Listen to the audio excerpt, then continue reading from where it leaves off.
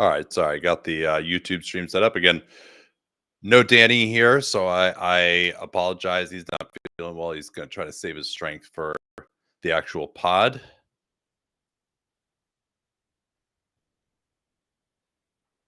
So, welcome everyone on YouTube. I'll try to hit some of your comments as well as Namsar. Should I go to Warriors Rockets Thursday or Warriors Wolves on Friday? I'd say probably Warriors Rockets because if it's the front end of a back to back, usually you guys might miss the second part of that. So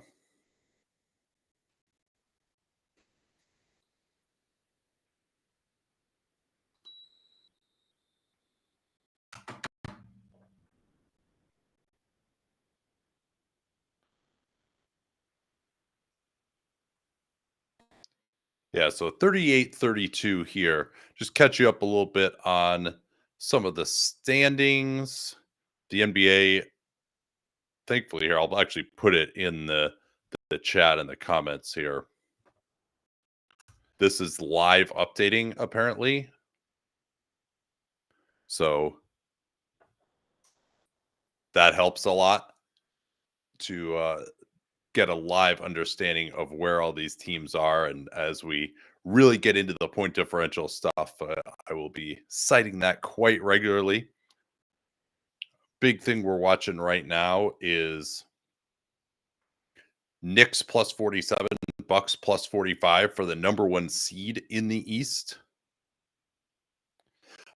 Not going to go to Sixers Hornets just because it's not relevant for NBA Cup purposes, and this is just a higher level game. I really wanted to see this. I mean, these teams have won a collective 10 straight right now. Here's Morant in the corner, gets the screen. Washington switches onto him. Morant maybe could have found Jackson, but Lively, what a play that was! He stopped the pass to Jackson, then got back to his own man as well to block it. That was incredible. They go after Kennard and pick and roll. Luka going right downhill, and he was stopped by Clark. I don't know if he was trying to make a pass there or what, but initially I thought he had Thompson open on that go screen. Didn't look that way, and now looks like Irving is in, but not to replace Luka. So they're back to their starters. I think they should be closing the half with Grimes. They really don't have anyone in this starting group to guard Ja Morant. Here's Luka. Oh, yes. What a ridiculous shot that is. He's made his fourth of 4 3-pointers. Jackson looking to change sides of the floor. Now he's going to go at Washington. Shoves him off with that off arm. And then Washington stepped forward and fouled him with his face, Goran Dragic style. Yeah, what a week off can do for Luka. I mean, I think he had the time off. He missed, I think it was 5 games with the wrist, but it really was more about getting his conditioning up a little bit more. And yeah, it seems like I expected he was going to turn it around. He was too good of a player not to, but yeah, he's been looking really good in this game and a quarter or so since he returned. Yeah, Grizz getting smoked here in the second. They led 26-25 after the first and have been outscored 16-6 and now I guess 7 with that free throw.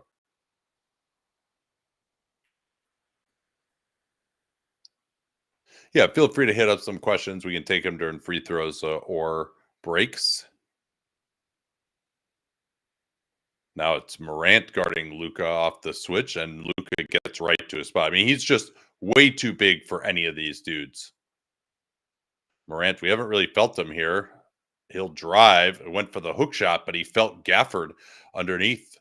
Mavs rim protection. It's a good matchup for Ja, at least at the basket, even if they don't have anyone to guard him on the perimeter with this group. Now Luka going after Luke Kennard. Step back. I don't like that shot. I know he just made a really hard one as Clay is going to get into the lane here for the floater, and he picks up the charge. Nice play stepping in there by Marcus Smart.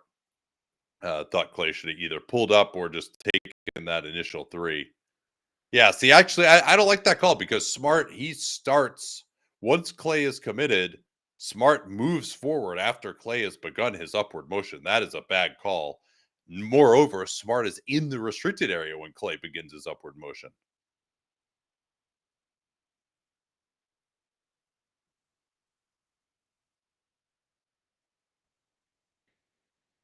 Kennard back to Morant. Now Kennard gets the flare screen. Nice little play there. They wanted to go after Luka, who doesn't really get through screens well. Kennard couldn't make him pay. Now Thompson on the push. Washington going at Jackson, and Jackson, that's a bad reach in by Jackson. And I thought it was interesting. Jason Kidd started this game. Oh shit. Are the Knicks up 37? Is that really happening? Oh man, all right. I got to get that game working here if that's really true. 103 to 66. All right. Let me see if I can get that working. I know it's the national game. Hopefully it'll work for some of you guys. Let's try to get that in here. Let's see if the feed works on TNT. All right, we're going there. This is because for those of you who don't know, if the Magic lose by 37 or more, then they will actually not get the wild card.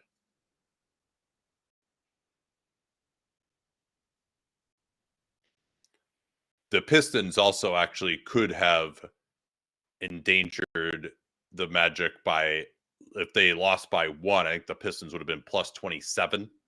So they actually would have still gotten it too. It doesn't look like that's going to happen. What's that Pistons score right now? Yeah, Pistons are going to lose by like 20. So, all right, Orlando now is, we're going to start saying what their full number is. So they are, what did they come in at? Here, I'll just get it in front of me so I can just start saying the overall score here for the Magic. The Magic are plus 25 right now. They came into today plus 60. And so they are plus 25, and the Celtics are plus 23. That is their competition for the wild card right now. Knicks, assuming they can win this one, I think they got this one in hand pretty well. Bucks, we've also got Knicks versus Bucks. Bucks are plus 48. Knicks are plus 50 right now for the number 1 seed. Both of them are going to finish 4-0. Hawks are through at 3-1. They're only plus 15 though, so they'll be the 3 seed. And then Orlando versus Boston. Now, New York, you would think, especially if the Knicks are going to be the 1 seed, well, it's going to be hard for the Knicks to be the 1 seed, and then because they would have to win by more than what they're winning right now, and then also end up facing Orlando again. So facing the wild card again. So the Knicks might actually be fine being the 2 seed. Let Orlando through instead of Boston. So the Knicks, if I were advising the Knicks right now, I would say just go ahead and let Orlando get within 37 here. There's Suggs on the drive. Orlando actually starting to score now. And this has been the 3rd completely dominant Knicks performance in the last 8 days. Here's Payne on the drive, and they swing it. Black cutting off McBride nicely. Still on the ball. McBride trying to step through. Goes to WNBA step through, and Isaac was all over it. Down to 32-point lead. The Magic are plus 28 right now. Wagner trying to post up. They go weak side to Jet Howard. Gets past Payne. Wide open. Isaac struggled from 3 this year. Not even close. Ugh, that is awful.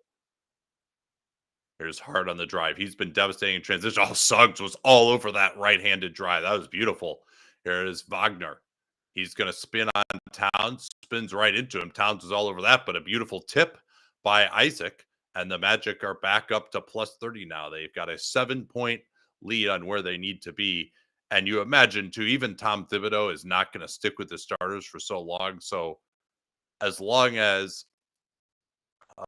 Jamal Mosley is going to keep his guys out here, he should be able to avoid a 37-point loss. Let's go back to the other game here. We'll keep an eye on this one. Grizzlies, Dallas.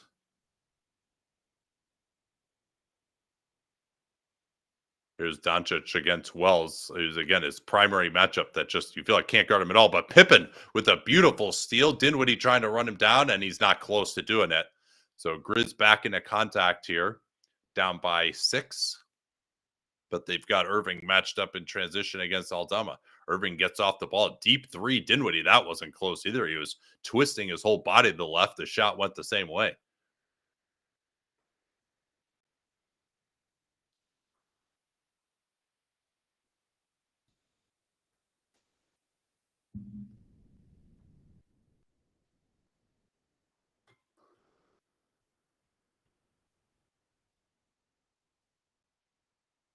Here's Bain. Finds Jay Huff moving without the ball. He looks to step back up to screen for Aldama. Nothing doing there. Huff looks to drive. He and Aldama continuing to interact. Finally, they set something up. Nice work there between the two Memphis bigs.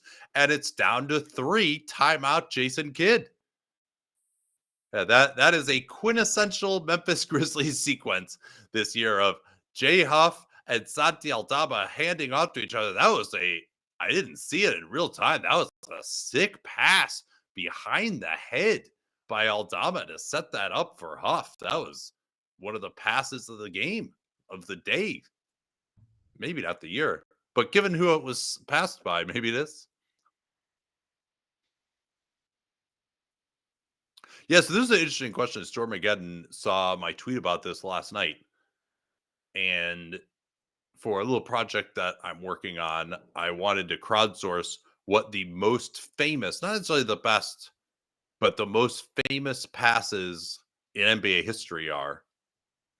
And so the two most common responses were Kobe Bryant to Shaq, Game 7 against the Blazers, the alley-oop.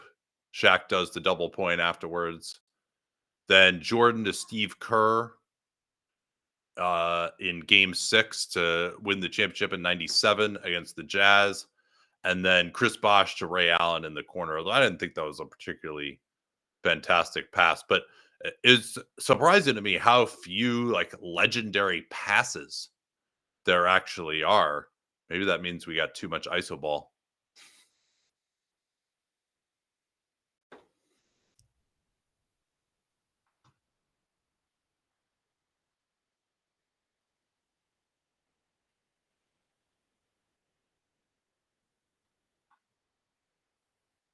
Let's see what else we got here. By the way, guys, thanks. Please give me as many comments as you can. I'm trying to watch the game. So if I'm missing something that matters in one of the other games, I appreciate a comment. OKC up 62-50. I'm going to switch to the West standings right now. Now, if OKC wins, which they surely will do against Utah, and if the Suns beat the Spurs, then the Suns' margin of victory will also matter possibly against the Mavs. The Thunder would go through by virtue of having beaten the Suns. If the Thunder win and the Spurs win, then the Thunder are the ones who are competing against the Mavs. And the Spurs obviously could win their group. They're probably going to struggle to get into the point differential discussion with the Mavs. And of course, if the Mavs lose, then very likely whoever of Phoenix, San Antonio, or Oklahoma City wins but doesn't win the group would go through. And we're going to get an offensive foul here. Not sure who they're getting on that one. Danny is not feeling well right now, but he's hopefully going to be able to do the pod. We just wanted to save that. This is kind of more of a lark. We don't really make any money off of this, so we got to make sure. Oh, nice cut. Aldama again with a cheeky over-the-head finish. This has been a nice run by the Grizz without Morant on the floor.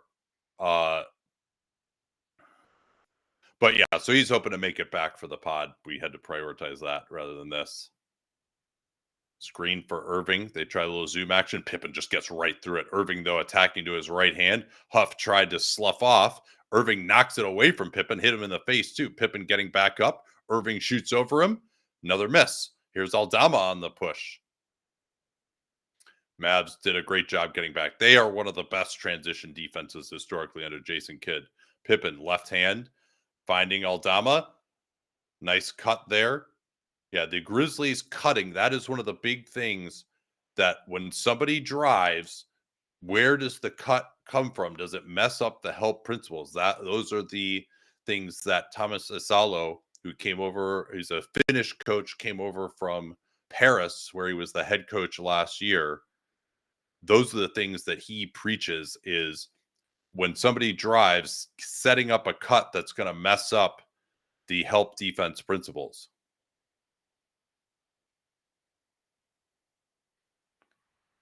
Yeah, so Mavs fiending for a bucket here now.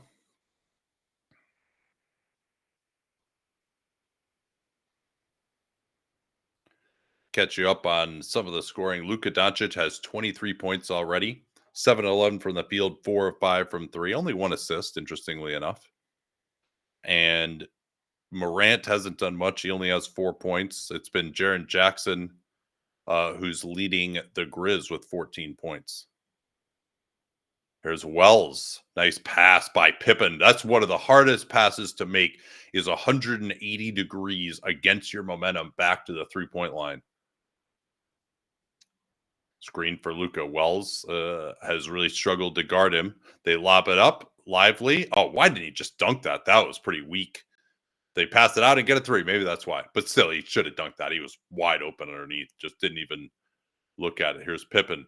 Goes at Dinwiddie. Dinwiddie stands up tall. Pippen thought he got fouled on the arm. He's still talking to the referees behind the play. Here's the drive by Washington. He's got Grimes on the right side. 2 threes in a row here for Dallas. Now they're back in front.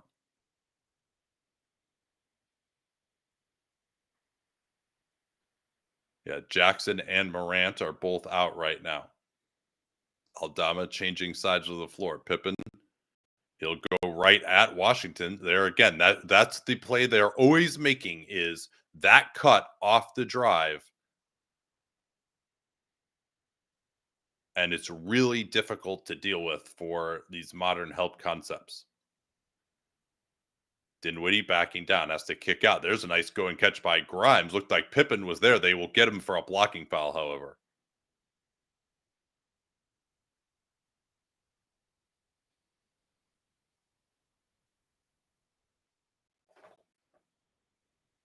Yeah, buck 53 left. We'll probably go to OKC, where the Thunder now lead by 17. In New York, still a 31-point game, so the Magic comfortably in wild card position.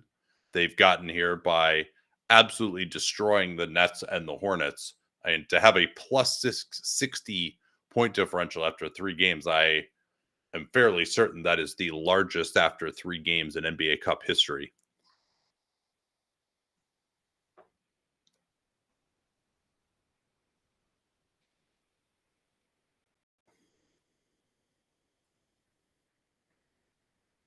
Stat making the rounds. Jericho Sims is the best field goal percentage against in the paint, better than Wemby, Gobert, etc. What do our stats shows? Yeah, the volume is very low because I mean, it is a stat that is prone to fluke, just like anything else. But I think he is a pretty decent rim protector when in position. Nice slow down step there by Aldama. That's the other thing that we are really seeing a ton of is that really slow step. Guys just almost coming to a stop with that eccentric load. Here's Luka again going right at Wells. I mean, Wells has no chance to guard him. I do question to some degree, like this has been an effective starting lineup certainly for the Grizz, but this is like what you acquired Marcus Smart for. Like throw him in there against Luka. Let's see what he can do. I mean, maybe they just feel like Smart is is too injured. He's just not playing that well. They need the extra shooting.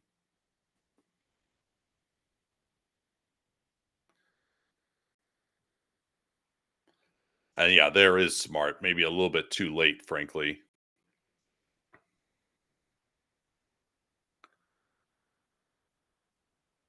So this is 3 fouls on Wells. That's part of why Smart is replacing him. As much as I've criticized his defense, it hasn't been bad. He just can't guard Luka Doncic. He is +1 on the evening. Yeah, Bane needs to get up more shots. I mean, yeah, he and Ja have only taken a combined 9, but considering they're 6 at 19 from 3, they're actually scoring pretty well.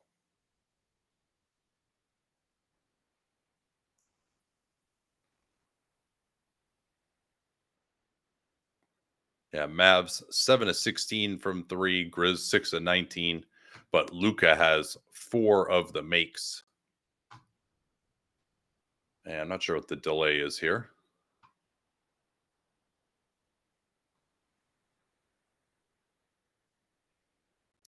Yeah, so it's actually it's not out of the realm here that OKC could pass Dallas. They're +33 right now. We don't even know if Dallas is going to win this game. But we'll go there at halftime of this game. There's Smart. Again, another beautiful cut. This Grizzlies offense is all about cutting to the basket off of drives. Lob it up. No, not there. Nice stop by Jackson. He got dunked on by Lively in a similar situation. That time he got the better at it. Smart, corner 3 with no hesitation. Morant tried to take the rebound away. He's disappointed. They go right past him, and they're going to get a dunk in transit. No, stop by Aldama. Instead, great play by Aldama, picking up Morant. Aldama on the fake. He's got Jackson. Jackson going right into Lively. Oh, he's rejected. What a block by Lively. Jackson tried to forearm him out of the way, and Lively, with that 7'7" wingspan, had too much for him.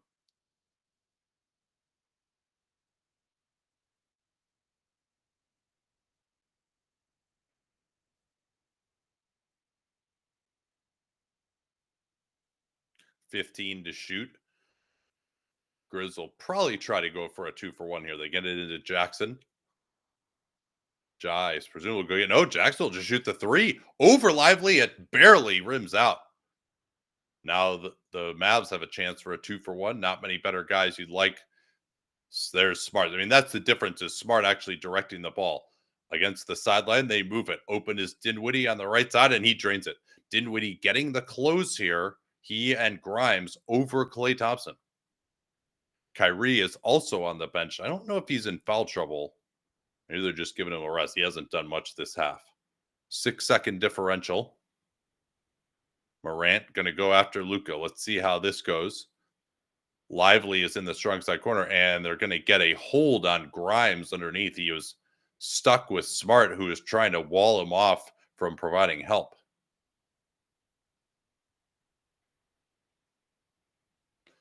And I didn't see a ton there. But that takes away a possession for the Dallas Mavericks. They could have come back with 6 seconds, and that foul now allows Memphis to get the last shot of the half. Morant will dribble it out. They want to go after Luka. They give up the switch. Do they switch double? Morant goes left, cross jab, and he's tripped for a foul with 1.8. Yeah, that cross jab is the favorite move of Ja Morant. We'll see if we get a replay of it here. Like, so go right. It's a quick crossover right to left, and then a hesitation and explode is probably the best way to describe that move. If we get a look at the replay, maybe in between free throws, we can talk about it a little more. And Morant missing the free throw. He's shot well from the line this season. His three-pointer has not come along at all. He's shooting awfully on that. Yeah, we won't see the replay of that. So let's move now to Jazz Thunder.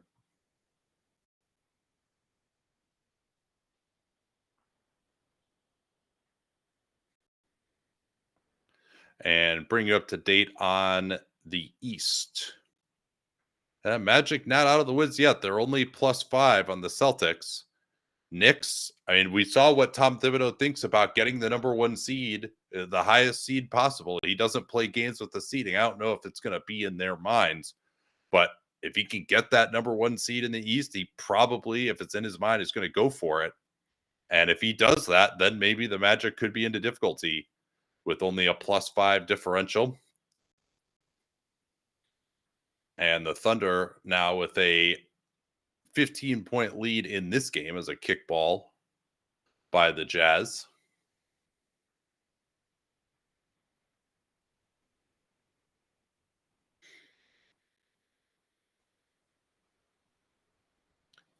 The Knicks need to win by exactly 35 or 36 to play the Magic again. Yeah, I think that's right, because otherwise that would put them as the one seed, but also not push the Magic out of the wild card. Here's Wallace in the corner on a no dip three, rebounded eventually by George. Sexton interacting with George, no advantage. They'll try again. They want to bring Hartenstein into the action through Kessler. George off the screen, and he goes into a huge thicket. No spacing that time for the Jazz. Everyone on the baseline, and the Thunder are just about the best it gets at clogging driving lanes. Wallace, he's going to try to drive Collins. Not a good shot, but a good finish makes up for the decision.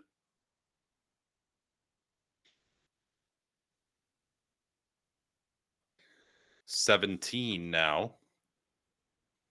Magic have got on a little bit of a run. They're now +32, Celtics +23. Sexton back to Markkanen. Quick release by Markkanen. Right all the way to the 3-point line. Sexton, another turnover for the Jazz. Ahead to Dort, and he'll easily lay it in. And right now, the Thunder are putting it on the Jazz. If the Jazz go to their reserves and the Thunder stick with their starters, it could get ugly quickly. Right now, Thunder +35, Mavs +44. That only comes into play, of course, if San Antonio ends up beating Phoenix, because then they win the group, pushing the Thunder into the wild card. If Phoenix were to beat San Antonio, Thunder win the group because the Thunder lost to San Antonio and beat Phoenix. They would have the tiebreaker at 3-1 over Phoenix. And then the differential that matters is Phoenix against Dallas. Phoenix would advance if Dallas loses to Memphis. And Phoenix is still -17 in their differential against Dallas right now. So if Dallas wins and has a better differential, Dallas goes on. How do I feel about the course? I think most of them are actually pretty good this year. I think some of the uniforms I don't care for, but I think they're not nearly as annoying and obtrusive as last year. All right, what do you guys want to do? You want to stay here or go to Phoenix, San Antonio?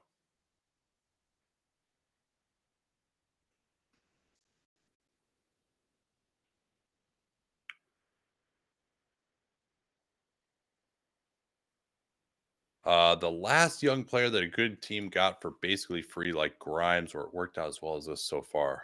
All right, people want to go to Phoenix. Let's do that. We'll get back to this point differential thing with OKC. Yeah, like this Suns core kind of looks cool. I kind of like this. And Dunn misses a three. He's shooting only 31% coming in, taking 8 or so per 36. Chris Paul, Wemby, guarded by Iguodala nicely. Iguodala, good hands, and he's forced a turnover. Dunn on the push, going into Barnes, and he lays it in. Nice play there. But that was also Iguodala doing a really nice job of pressuring Wembanyama, and Wembanyama will turn it over when you do that. So Suns now up 12 all of a sudden. Chris Paul not pleased. I think he thought that Wembanyama got fouled. I'm going to go grab myself a drink for just a second here.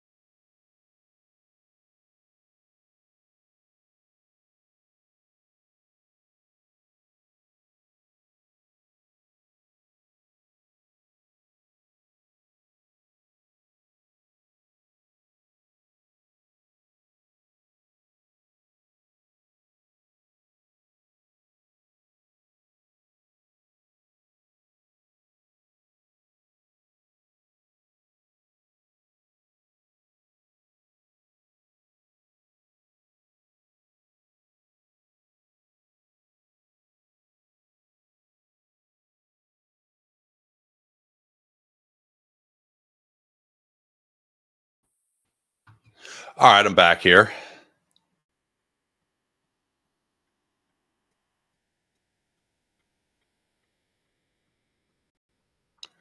So Suns up 12 now. Castle trying to bludgeon through Jones, who definitely grabbed his arm.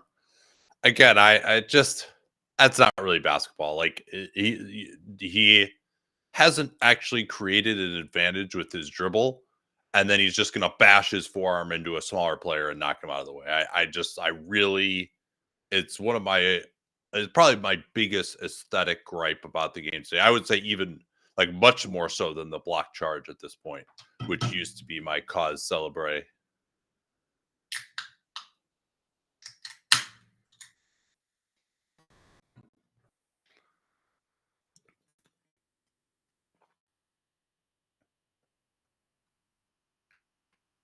Yeah, look at that. I mean, look at that arm just shoving Tyus Jones out of the way. And so many fouls happen when a guy gets knocked backwards like that.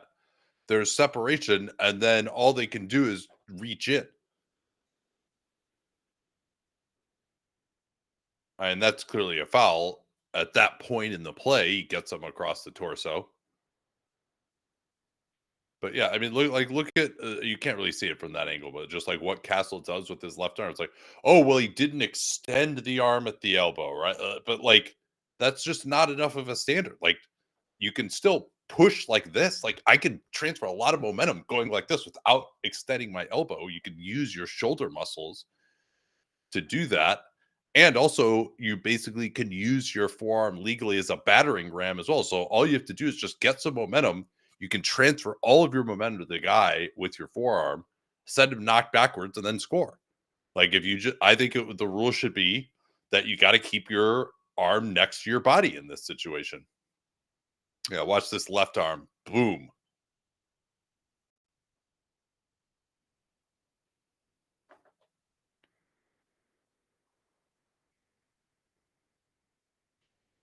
Catch you up on some of the stats here.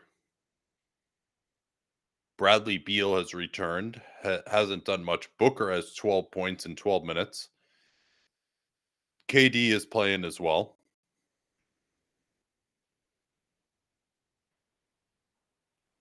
And Iguodala has actually gotten the start.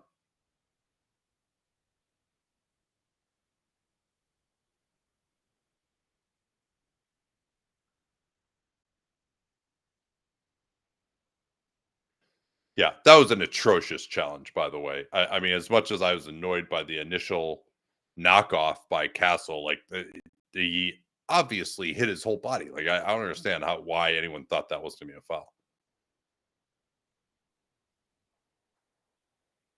Yeah, so it is Ogadaro starting or Iguodala, excuse me. Oso Iguodala is starting. And Storm again with a good point on how bad Wembanyama's turnover rate is. Yeah, it's not too good.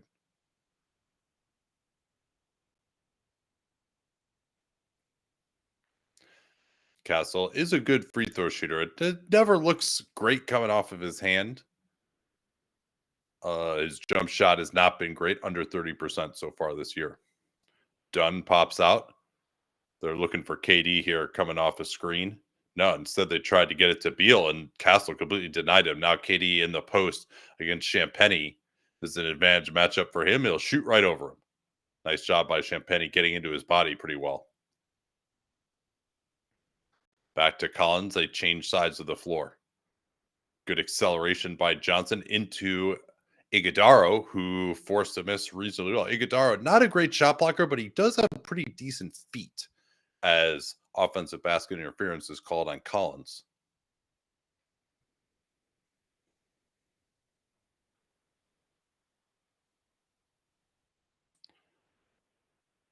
Let's see where we're at here. Knicks plus 44, Magic plus 31, Celtics plus 23. Just trying to catch up on the action around that. That score is 111-82. Knicks are up by 29 right now, 6:19 remaining. So Knicks would still have to win by a lot more.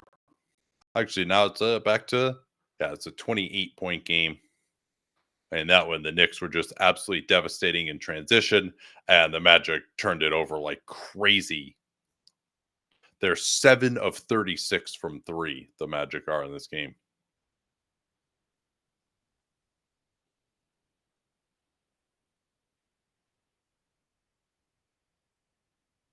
Uh Cat has shored up his rim protection a bit lately. Is he headed in the right direction? Well, when he was from what he was allowing 90% of the rim, I would say yes. Yeah, no, he made some plays in this game. The Magic are not a tough matchup for him. Here's Castle. Or sorry, excuse me. That is Devin Vassell out of the corner. They have very similar hairstyles.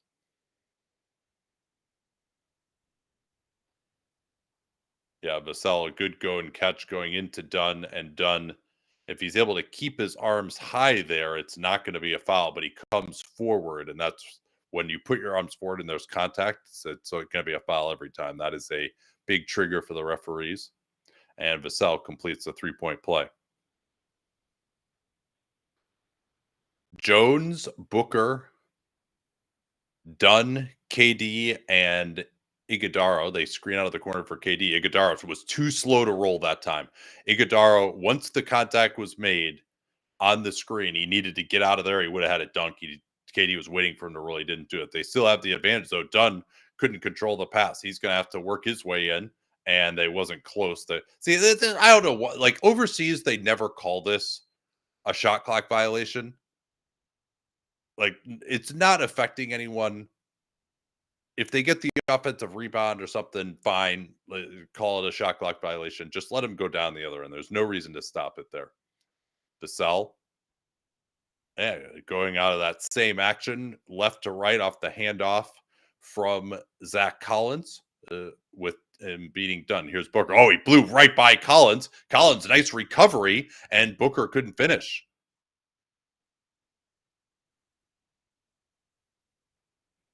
Here's Vassell, switched on to by Iguodaro. They get it to Castle. There was help off of Castle, so Vassell wasn't able to make the attack. Here's Vassell still against Iguodaro. Steps back. Iguodaro didn't get. He moved his feet well. He doesn't get amazing contests. Here's fast break opportunity. Back to KD. KD couldn't control it. Just flubbed it. They've got to get back here. Castle on the drive. He's got Champagne in the corner. Instead, they change sides, and Johnson can't cash out. It was a good job by Dunn getting back into the play. Now a frantic pace. Here's Durant tripped by Champagny and KD. You're always a little concerned on these plays. It looks like KD actually may have sprained his ankle a little bit, stepping on his foot. KD will just go flying on a lot of these drives if he's just all legs, and so he'll get tripped a lot. Let's see the left foot there. Yes, he does sprain it, stepping on the foot of Champagny. Yeah, it doesn't look great. It probably looks a little worse than it actually is on that, just because the shoe moves more than the foot does. But yeah, it didn't look great. And Jeremy Sohan is back in. He's returning from this thumb issue. Spurs kind of took off actually when he got hurt, quite frankly. They didn't exactly improve their shooting, moving Castle into the starting lineup, but I do think that it gave Wembanyama a little more space to work. And they also kind of featured Harrison Barnes a little bit more too. 1 out of 2 for Durant. Let's see how he's moving. He didn't react as though it was going to be a major problem. Again, Vassell going to his right. They've got 3 straight buckets out of that. Yeah, maybe they should consider trying to topside that or react a little bit more. Here's KD on the pick and pop. Nice play there. That's what Tyus Jones can do. Just a quick hitter in the course of the game, get you into something, get a KD a quick look without him having to do too much work. Castle into Plumlee, not really a good shot. Allen on the push. He's really bulked up this year with the idea of having to play more closer to the basket defensively, and he's going to get hit out on the perimeter.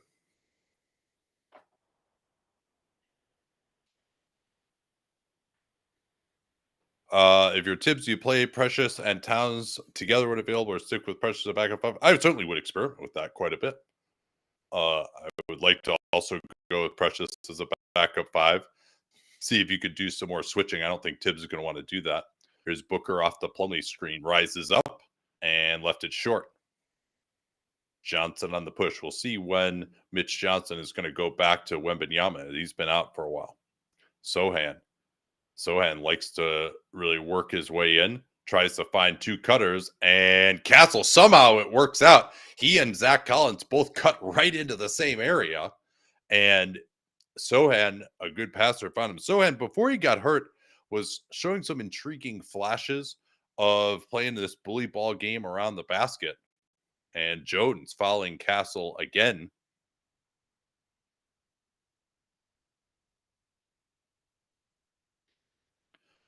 How's Mitch Johnson doing as a acting head coach for the Spurs? Just fine. Certainly, I think he has an over 500 record. Pop went out pretty early on. I think they were like 2-3 maybe when he went out. I haven't, the fact that Sohan also went out around that time, I haven't focused in as much on what some of the differences were. We didn't see that much of what Pop was doing. Here's Jones trying to work on Sohan, not an advantage matchup, but he beat him. Yeah, Sohan just too aggressive there. That's one where, as Danny would say, since I know he's not here right now, I will say it for him. You got to trust your size in that situation. Castle, oof, air ball. And that's a travel. That should be a travel on Castle, unless it got blocked. He airballed that. It didn't hit the rim, and he touched it again. Maybe I missed it there, but I thought that was a travel. Yeah, okay. That they are going to call it. Yeah, so total airball. I mean, good job by him running this down, but it is in fact a travel. You can't just go catch your own shot without it hitting anything. Jones, Spain pick and roll. Allen, he'll drive, steps through and scores. Nice play there by Grayson Allen, eluding Johnson.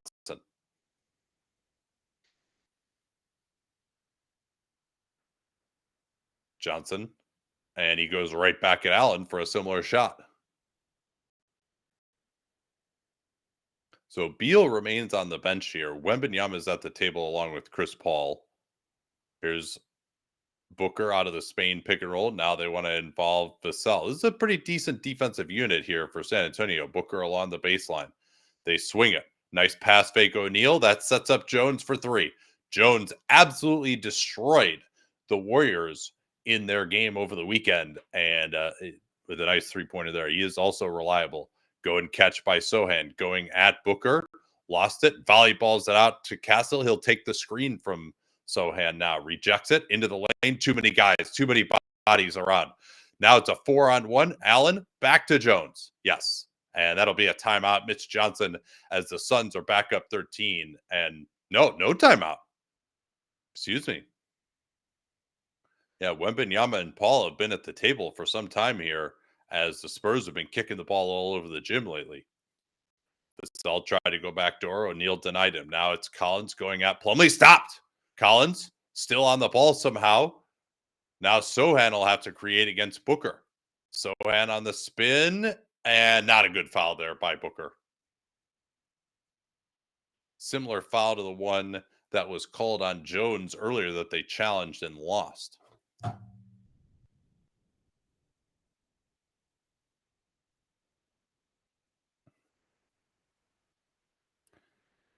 Yeah, it looks like the Magic have gotten it back into contact now. They're going to outscore the Knicks by double digits in the fourth. So the Magic are going to be that East wild card.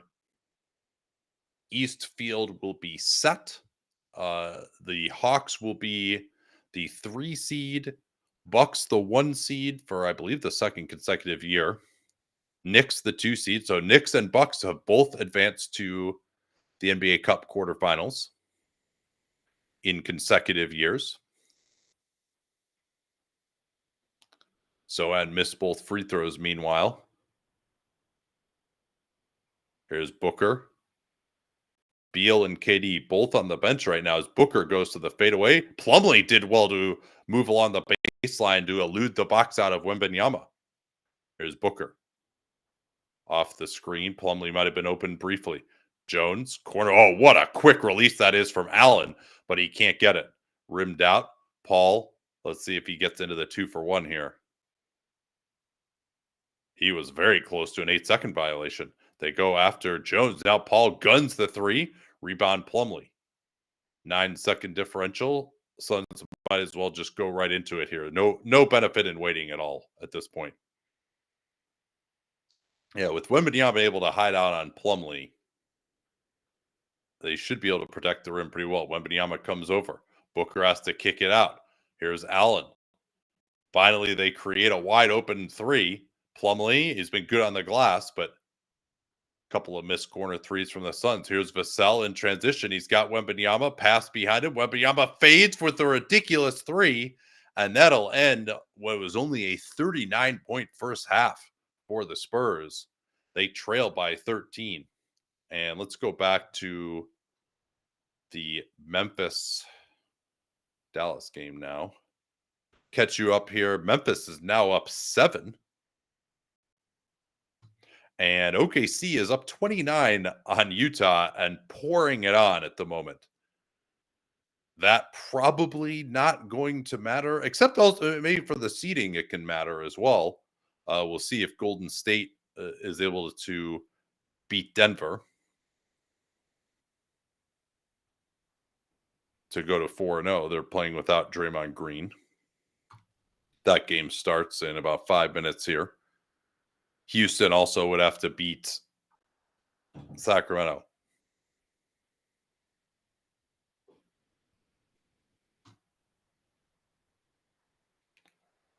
Yeah, but OKC up by 29. We'll give you the live standings in the West.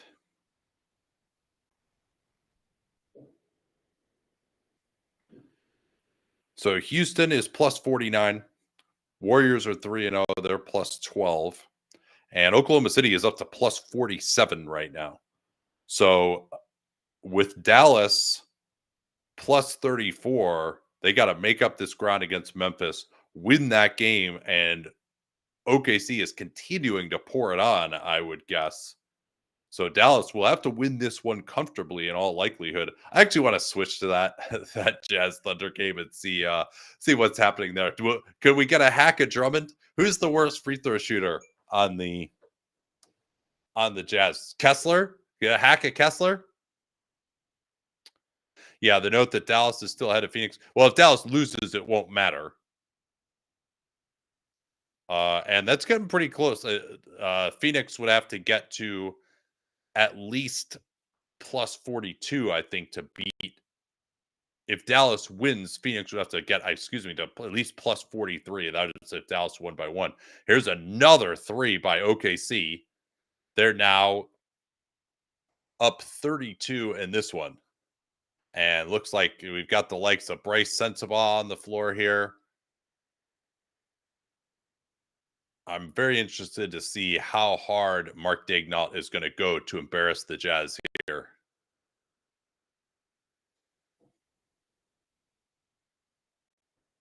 Up 30. He's probably looking at the score. Somebody on that Thunder bench, is doing the math right now.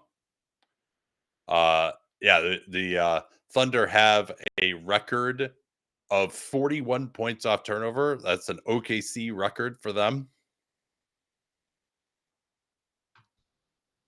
Mitchell kicks it out to Joe. Joe eluding Isaiah Collier, and his 3 was way off.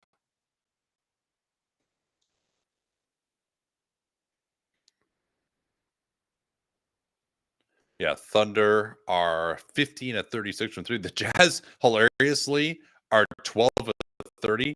They have 25 turnovers, and the Thunder have 17 steals. The Thunder have more steals than the Jazz have assists in this game. 17 steals to 15 assists. I'm guessing that is not a particularly common occurrence in NBA history. What is the Thunder need? Well, we don't know exactly what that is yet because we don't know what Dallas is at. If Dallas loses, the Thunder will be at least the wild card. depending on what happens in Phoenix, San Antonio. There's Wallace. So if Dallas wins that game, then it's just how much do the Thunder win by versus how much does Dallas win by.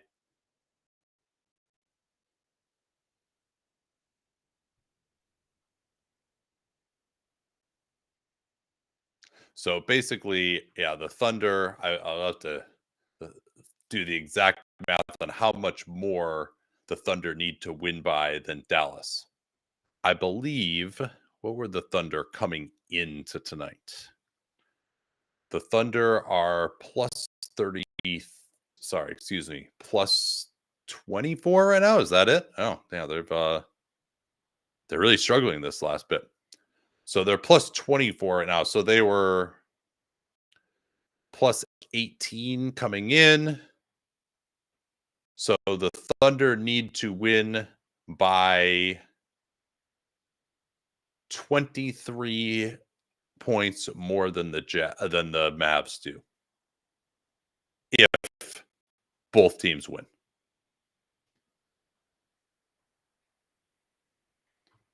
Svi Mihaliuk getting a little run here. Yes, he does play for the Jazz. He's a solid who he play for.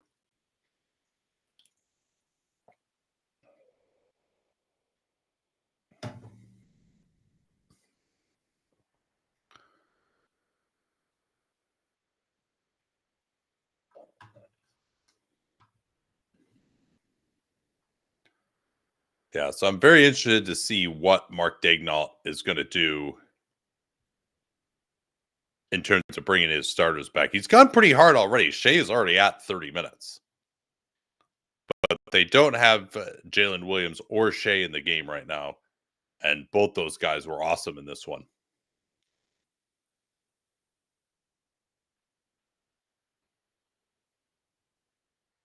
Mitchell on the drive kicks out. Nice screen set in the corner. They can't get the three, but a nice tip. That's Dylan Jones on the play. I actually saw Dylan Jones play against the U.S. Hoop Summit team this year as one of the Portland Generals. I didn't know that he was considered a draft prospect at the time. Would have paid a little more attention. That's Aaron Wiggins who missed that corner three. Wiggins still shooting very well from outside, over 40% this year. His 2-point finishing has dropped off. He was extremely efficient last year. That hasn't been the case so far this year.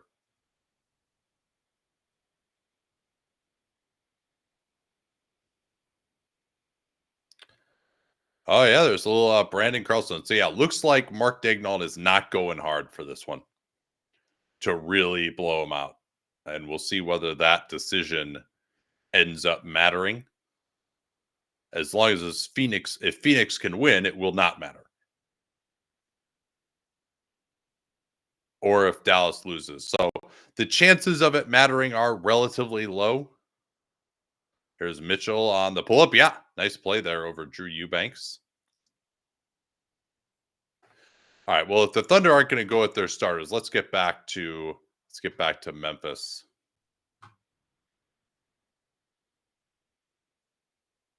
Still a 7-point game here.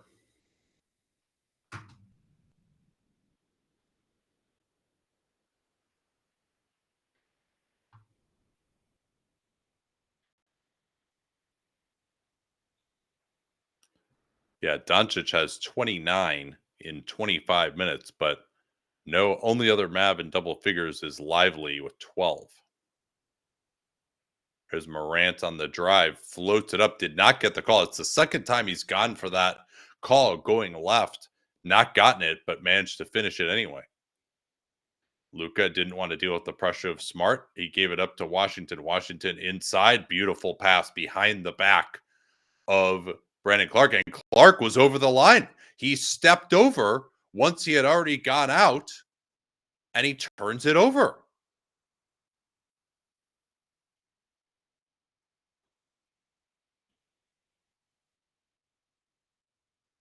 Yeah, Clark was just going to inbound it quickly, and Irving was lurking. He saw him too late, held onto it, and stepped over. Luka into the corner, guarded by Smart. They want to force him left. Luka lost it. It's still loose and it rolls into the end line, but it was knocked away. Excuse me, the sideline.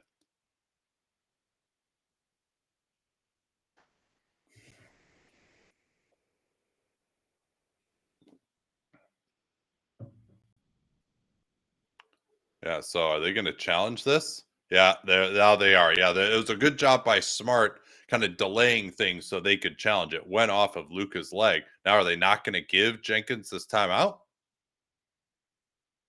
They won't. Maybe they said they had already given him the ball. Get into Irving against Morant. Morant trying to force Irving left. Irving, oh yeah, that's sick. Great step through, but Clark really bothered him. Mavs still on the ball, and they get it to Washington. Another air ball, multiple air balls on the possession by Dallas on what looked like pretty decent looks.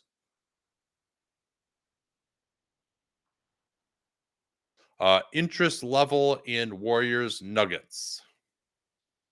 Pretty low, I would say. Warriors have already made it. Nuggets can't. I Once this game is over, and maybe Suns Phoenix will probably pack it in, and I don't think we're going to focus on that game too much for the pod. Morant down the lane, lob it up, easy. That was really nice there. Gafford stepped up high. I think they might have even been in zone there. Sorry, I wasn't looking as closely. I was looking at the comments. I'll catch back up to that. Here's Grimes off to a brick. Dallas hasn't drawn iron on their last 3 field goals. Morant in transition rejects. Washington stayed with him well. Morant fading away. Oh, what a rebound by Clark. He's actually been pretty springy, but Morant didn't know where he was in the corner. He stepped out with his heel.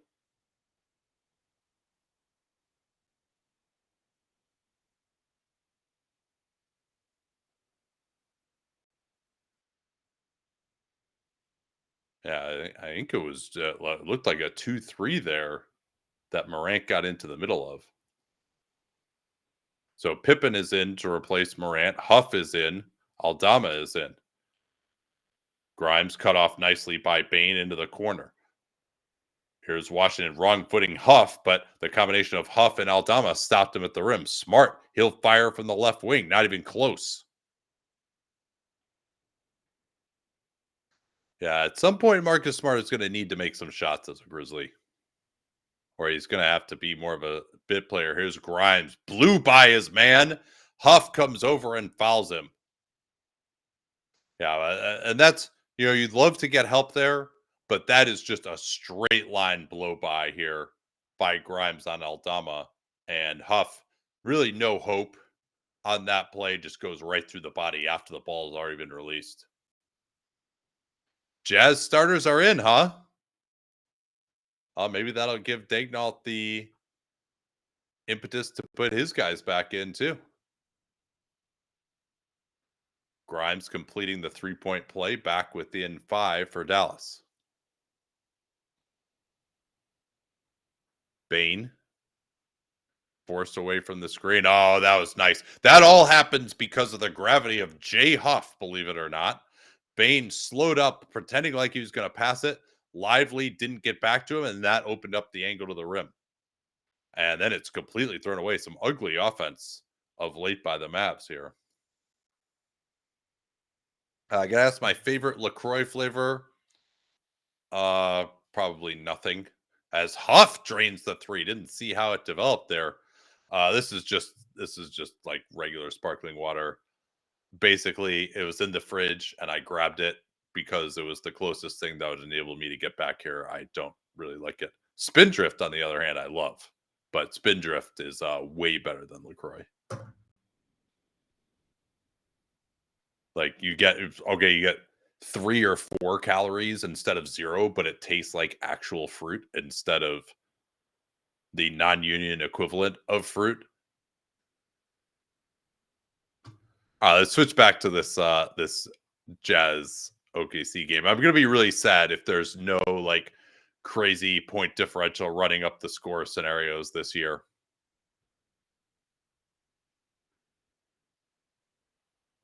So take a look at it again.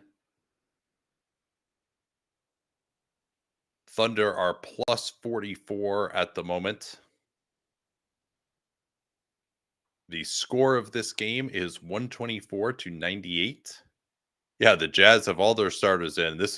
Seems like Will Hardy sending a message, or maybe just the scrubs weren't competing hard enough. And the Thunder have basically all reserves, and they're not going back to their starters.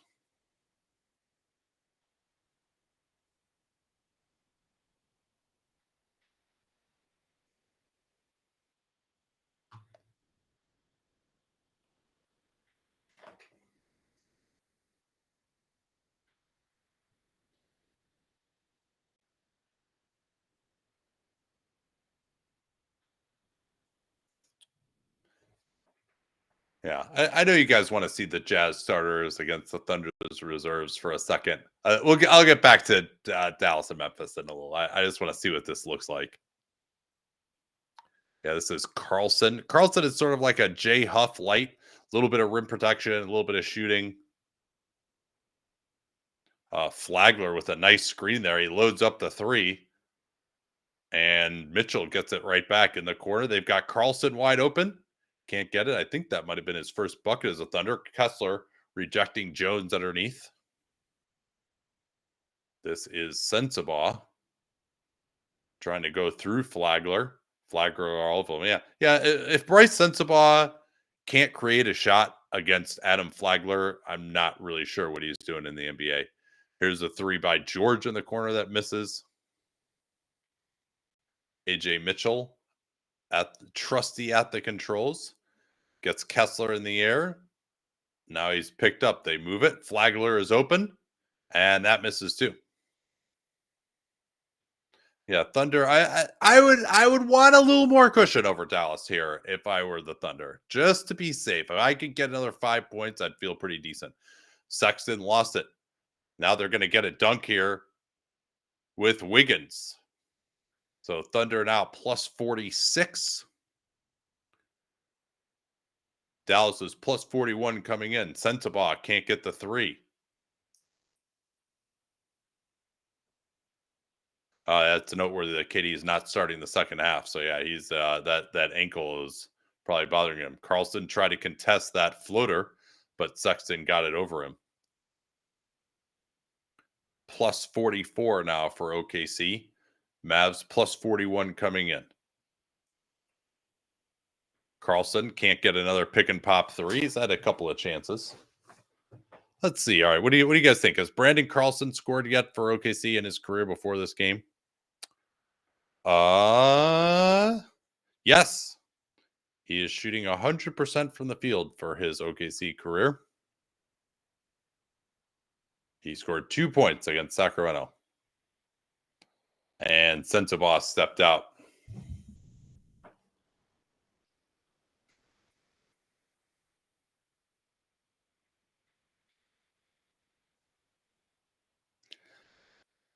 Yeah, I'm sorry. I'm a sicko. I have to watch the last 2:16 of this. Here's Mitchell on the drive. Flagler, no. Yeah, Flagler and Carlson have had 5 wide open threes. They haven't made any of them. Carlson did well to get back and deter the drive by Sexton. Here's Collins. And it squirts out. Offensive rebound for the Jazz. Kessler fights it up, and he's hacked. Yeah, honestly, remember if San Antonio wins, which with KD out, maybe they come back. And if Dallas wins, remember these last 5 minutes with Flagler and Wiggins and Carlson and Dylan Jones. Kessler makes that. Yeah, I mean, maybe the Thunder just don't care that much about this.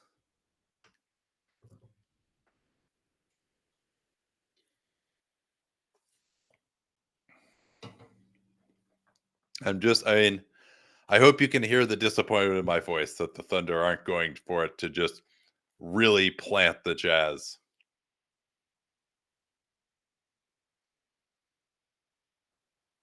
Mitchell. Here's a drive by Wiggins into the lane. Jones gets it out to Flagler. Can he finally make what he can? There we go.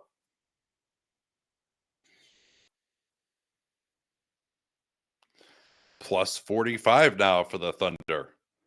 Again, Dallas was plus 41 coming into the night. Here's George with the dunk. They miscommunicated out top.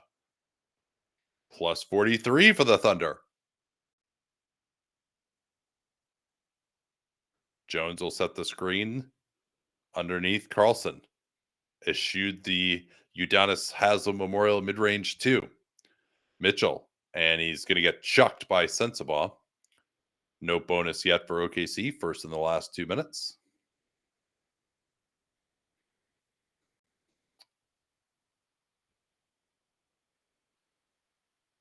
Yeah, man. How are the Thunder not just standing up the way the Pistons were at the end of that blowout against the Pacers the other day? How are they not hanging on every single point here? Underneath Carlson. Is he going to go to the hook shot? Missed it. Tip. Yes. What a play by Wiggins. He beat Sexton along the baseline. Yeah, this seems like a message from Will Hardy to still have George, Kessler, and Colin Sexton out there. Sensabaugh, wow, he's been awful.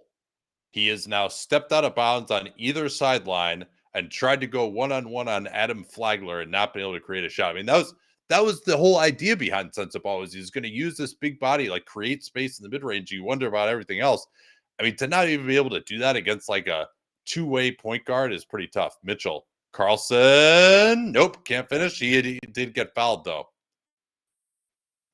So the Thunder are looking to add to their plus 45. Will they shoot again with the shot clock off coming back? Yeah, that's a good one. Everyone already got a $500K from the Thunder when they didn't spend up to the cap and they just paid out under the old rules. Everyone on this team. And a lot of these guys weren't here. Flagler and Carlson and AJ Mitchell is a rookie.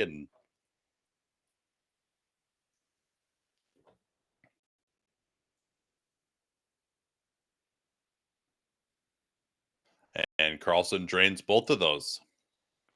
Plus 47 for the Thunder.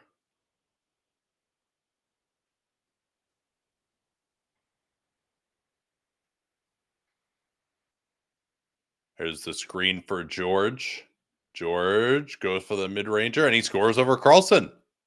Back to plus 45. Thunder, are they going to go for it here? Mitchell is going to go for it. Knocks his man back. Carlson has a three-pointer. Oh, that could have been the biggest three for OKC since Mike Muscala.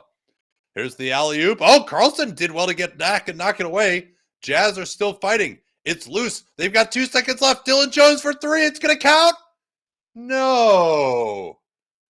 And so the Thunder finish up plus 45. So the Mavs will have to win. I think the Thunder will have the next differential if they tie. So the Mavs have to win by 5 or more to secure their place if San Antonio beats Phoenix. All right, let's get back to this Memphis-Dallas game. Let's see what's going on there.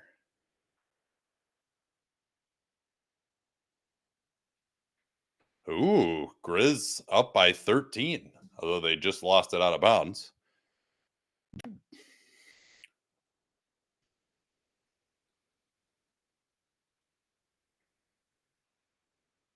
Pippen picking up Irving with 1:30 left in the quarter. Irving going right.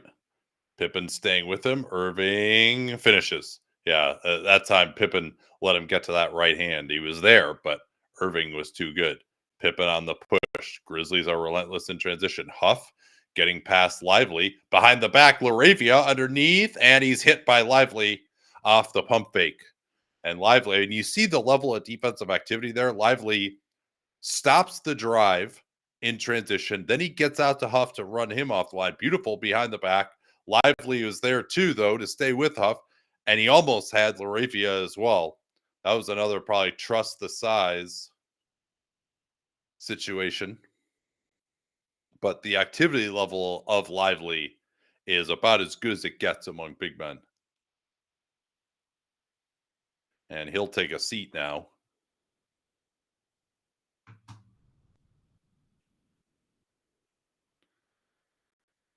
Wonder when the next time I'll go to Brandon Carlson's player page is.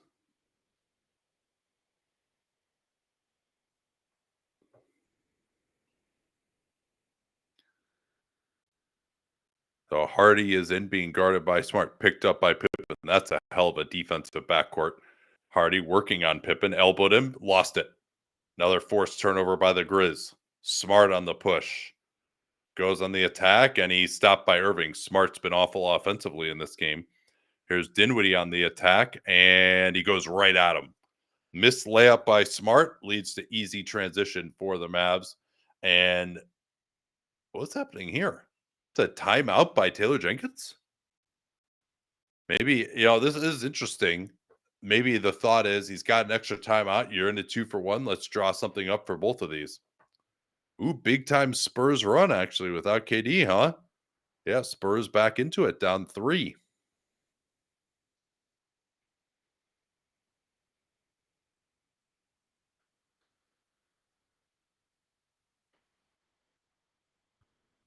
All right, quick break here. Excuse me.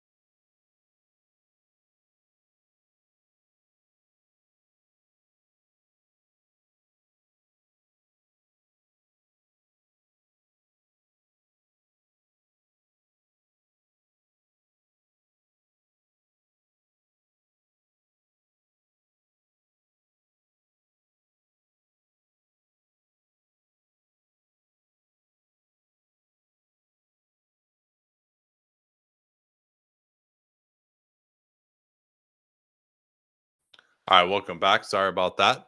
Back to a 9-point game. I guess they called timeout to get Morant in too.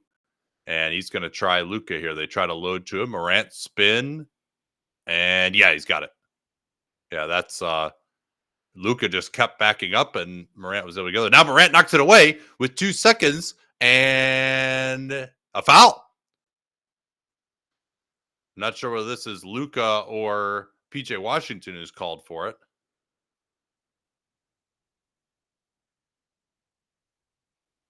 So yeah, this is going to be free throws. Yeah, Luka, he said that he shoved Morant going for the loose ball. That is a killer play. Great job by Morant. Dallas had nothing going near midcourt offensively. Morant took it away from Luka and then picked up the foul. He's got a chance to shoot a couple of free throws now. Let's switch back to Phoenix and San Antonio here.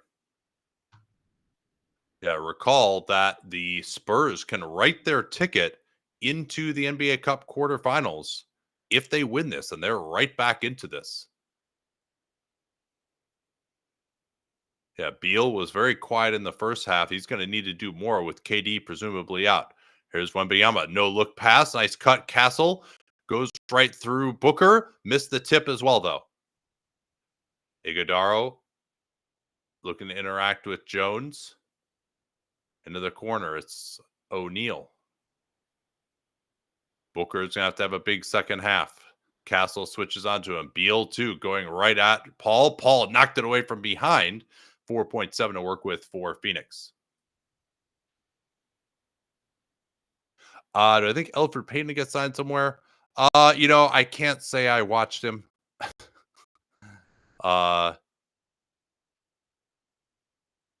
It was Booker off a one-legger. That wasn't close at all. Ahead to Champagny. Almost threw it away. He did throw it away over the head of Barnes. That was a terrible pass.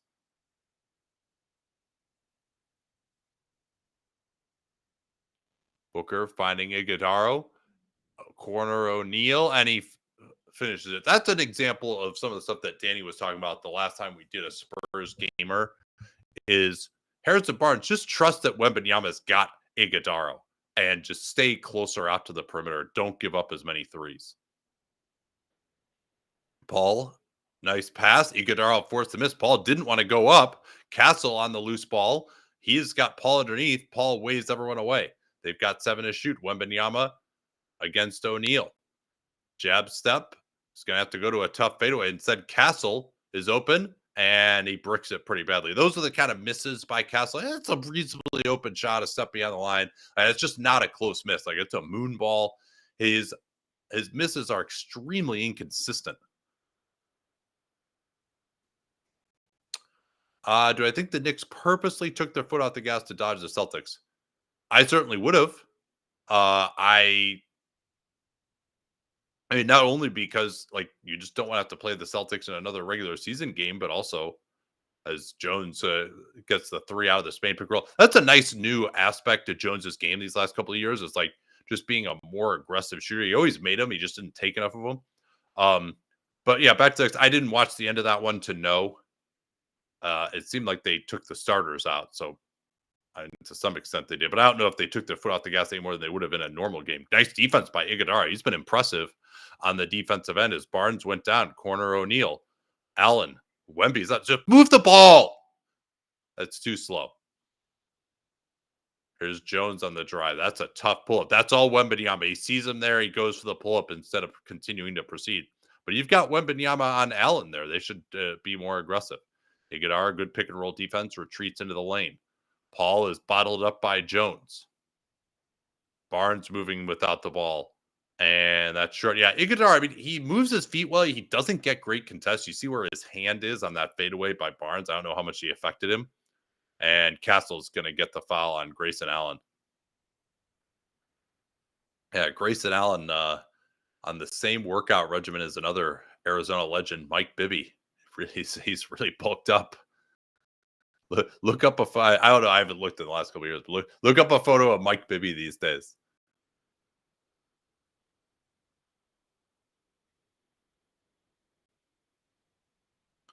So Phoenix back in control, down 8. Let's go back to Memphis.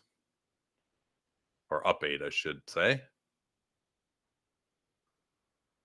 Here's Thompson, who's back from the plantar fascia, and that's a terrible foul by LaRavia. You really got to work to foul Klay Thompson because he does not get to the line very often.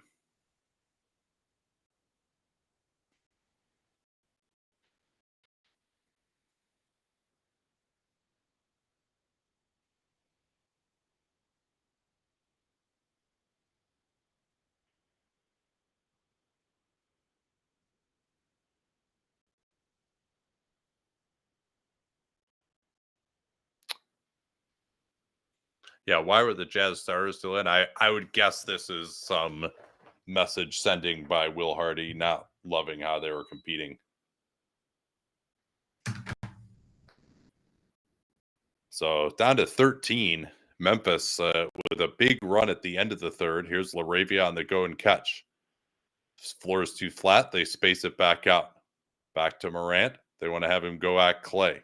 Morant working into the lane, pivots around. Yeah, that was nice. And Gafford, to me, there, he needed to step up more. Clark was kind of just lurking 10 feet from the basket. You got to be more concerned about Morant, less concerned about the Clark floater. Here's Luka getting to a spot against LaRavia. Yeah, it really has been Jalen Wells and LaRavia most often guarding Luka in this game. We'll see if it does get to crunch time, whether that changes. Here's Morant again. Thompson defended him better that time. They get it back. Pick and roll at Gafford. Morant into the lane, gets to his spot, and I thought he got hit from behind again by Klay. That's the third time he's made a shot on a little floater when he was going for the foul from the dotted line. Here's Irving. Morant didn't get through the screen, left it for Gafford, and he'll finish it. Nice play there by Gafford. I can't believe no one intercepted that pass. It seemed like it was hanging out there.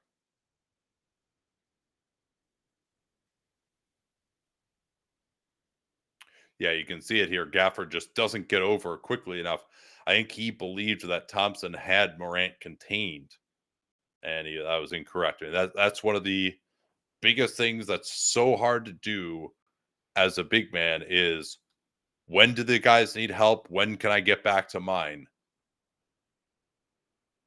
And he made the wrong judgment that time. Smart is guarded by Luka. Don't try to attack him, Marcus. Thank you. Here's Jackson on the drive. Goes to the lefty floater. That wasn't a particularly good shot either. Now Doncic is picked up by Smart. They'll switch it with Jackson up to the alley-oop. Smart did well to get back there. That pass was just a little too slow. Jackson back to Laravia. Laravia going at Irving, and that was a terrible decision again. These are not their creators who are trying to attack. Thompson back out. Washington, big three. They need it. They got it. 9-point game.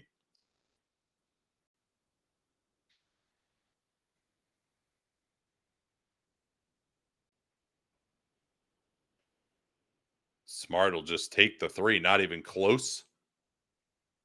Yeah, I mean, Smart is supposed to be a big part of what they're doing as Thompson laid the wood on a Morant screen. Now he's going to drive it. Jackson bothered him. Tipped away from behind by Clark as Gafford had the rebound and lost it. Here's Morant going right at Washington to finish. That was a big exchange there with that miss, taking the rebound away from Gafford, and it results in transition. Now Irving blowing past Morant, and he's hit from behind by Jackson.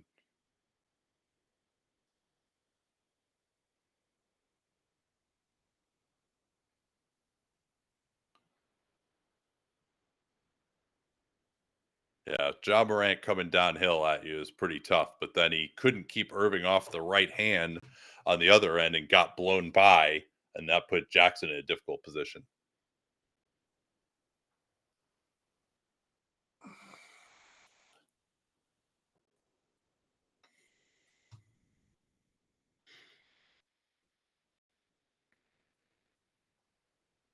So if Dallas is able to win, it might be tough for them to win by enough. They got to win by 5 here to assure their place.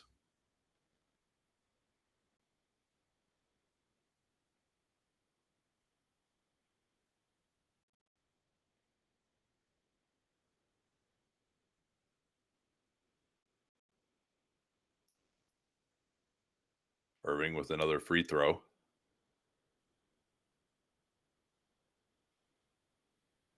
Back to 9. Interested to see how hard Taylor Jenkins is going to push. Bane is headed to the table now, along with Aldama. Jackson going to go at Washington, who's defended him pretty well.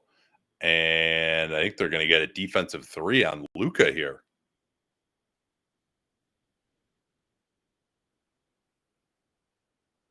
Do you think that putting guys in Luka that might not be the best option, but focusing the defense on not letting anyone else is going well?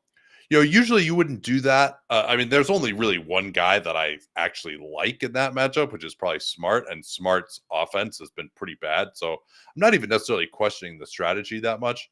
Like Vince Williams Jr. is probably going to have to be this guy eventually if he can ever get healthy, or Smart will just have to shoot better. We'll see whether he does or not. You know, the emergence of Pippen Jr. has also been a big part of why Smart has had his role reduced a little bit. Because right now it's going to be Jalen Wallace probably guarding Luka. But if Smart's not going to stop Luka anywhere, you can just get him off of him with the screen. Here's Aldama getting to the basket. Beautiful extension. The threat of the shot there, Washington was saying that Aldama held him off with the off arm. Now here's Irving going right through Morant. He just shed him like a rag doll, but he's missed that little lefty floater pretty badly a couple times. Now Morant going to try to go right back at him. Oh, that's so good. No, but he couldn't finish it. And now the Mavs have transition ahead to Irving. Irving going to go right in, lively, and he's wrapped up by Bane. Good foul there.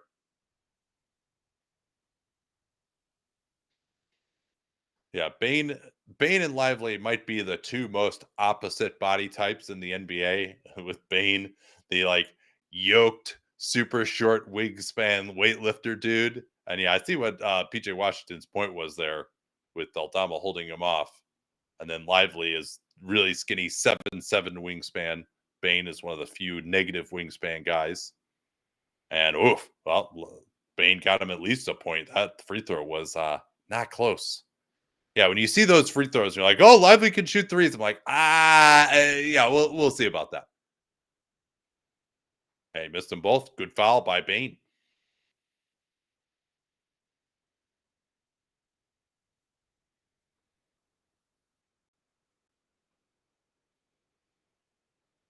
Here's Morant. Oh, beautiful behind the back against Lively. Kicks it to the corner. Wells got it off. Not close. They could have used that one. That could have put the Mavs into difficulty, down 15. They get it ahead. Grimes. Nice defense by Bane. Aldama trying to deny Luka. Grimes on the attack. And there's the same thing we just saw. Bane, another reach in. But he did a good job of peeling off to commit that foul, but he gave up the blow by initially. It was a good denial by Aldama on Luka, but Bane couldn't do his part.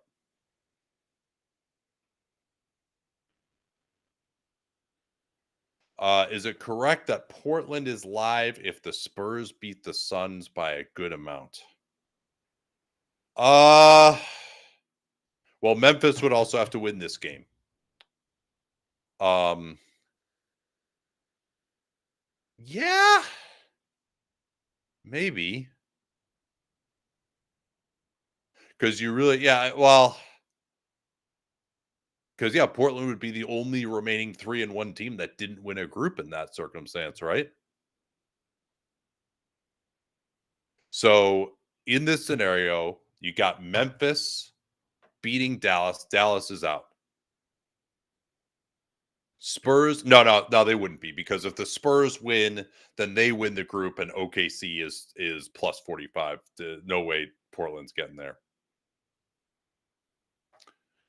All right, let's go back to that game right now. Actually, looks like we're gonna have some kind of a review.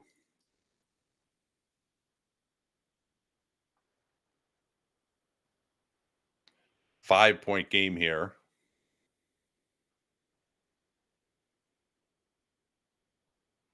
Booker got stopped. 3-pointer. O'Neal not there. I mean, the shot profile for Phoenix with Wembanyama on the floor has been pretty comical so far. Wembanyama against Plumlee. They set the screen, tried to get the little slip, but Wembanyama threw it away, and that shot profile is going to look a little better because Wembanyama just threw a pick six. That was awful.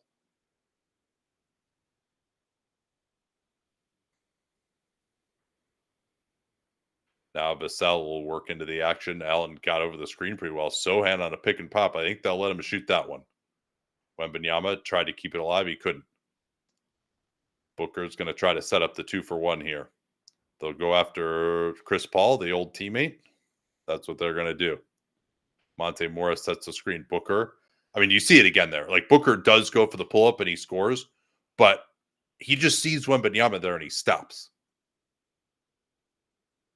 Like, that's a layup against most bigs. Here's Sohan finishing nicely. Yeah, welcome back to him coming off that broken thumb. And Chris Paul is probably telling you about the last defensive possession. But Plumlee he overreacts to me there to Chris Paul. You don't want to get your whole body in front of Chris Paul in that circumstance, because he's not looking to get all the way to the rim for the layup.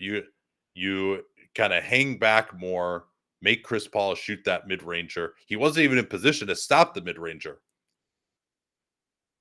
6-second differential. Booker will set the screen. He wants to get Paul on him. Now he tries to slip to the rim. Good denial by Paul. Force him out on the floor. 4 to shoot. Booker gets off of it. Here's the drive. And Sohan tracked back after Wembanyama was out of the perimeter. And a shot clock violation is called. Again, I don't see the reason to call that shot clock violation when the Spurs clearly have it.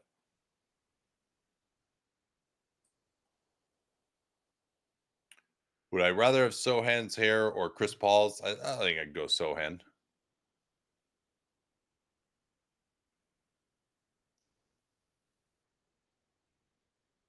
I assume I have to keep it the same color, right?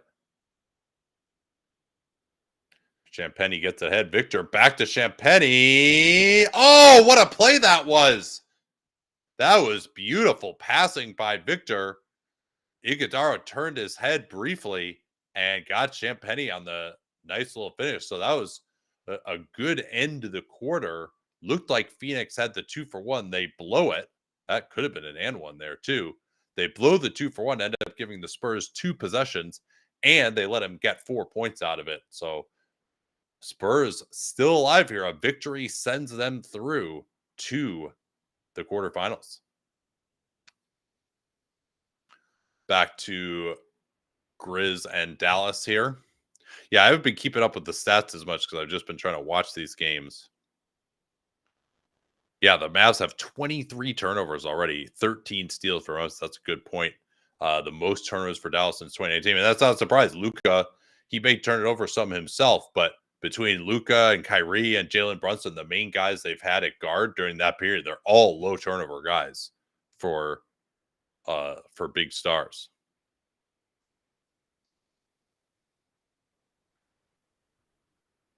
Wolves should be playing Leonard Miller already. Who is he playing over is my question.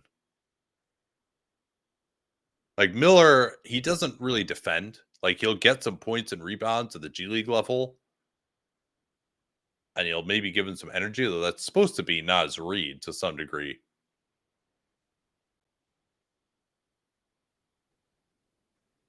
Any update on KD? That's a good question.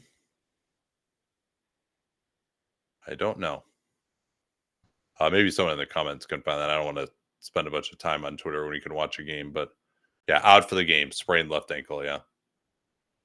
Yeah, KD stepped on the foot of Julian Champagnie trying to drive on a fast break.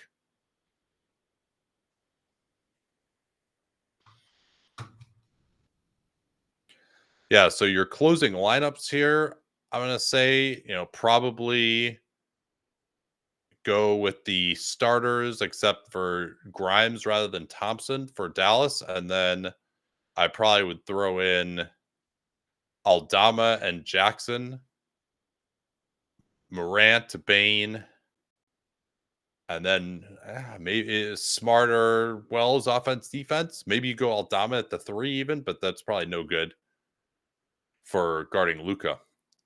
Bane's going to take a really deep one while defended by the Mavs that time.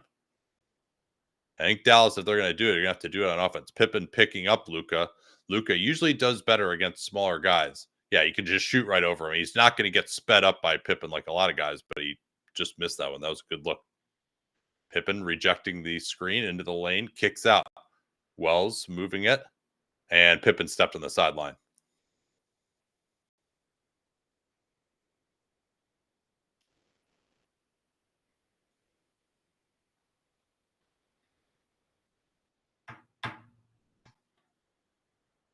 Pippen going to pressure Dinwiddie. Dinwiddie doesn't really want to deal with that full court pressure, but got past it this time.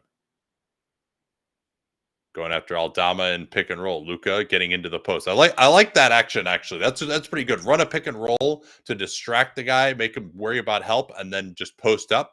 But yeah, Luka missing a couple of bunnies. That could have made it pretty interesting if he makes those 2 shots. Here's Bane going at Grimes, gets in the air. Lively was there to help.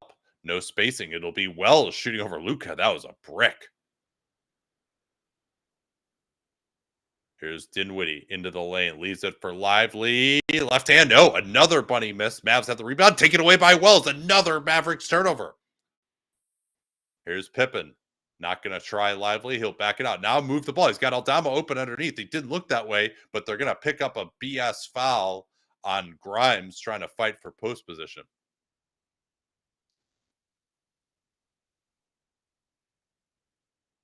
Mavs are in the bonus. Grizz are not. Irving is back in. And yeah, this I would probably get Grimes back in relatively soon here, and that'd be the group I would close with.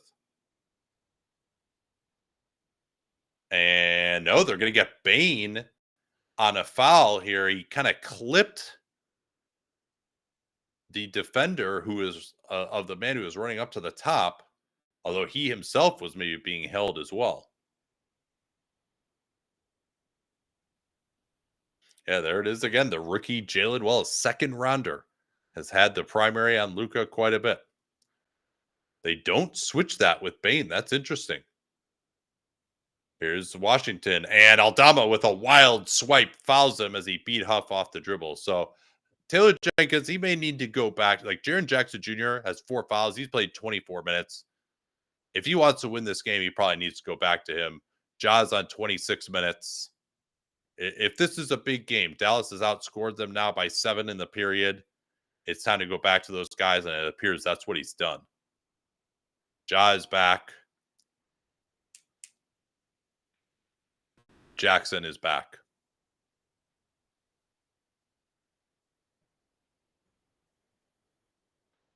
Three-point play tied now. Or sorry, excuse me, not tied. What am I talking about? It's been a long time just talking by myself. Here's Morant going right at Dinwiddie.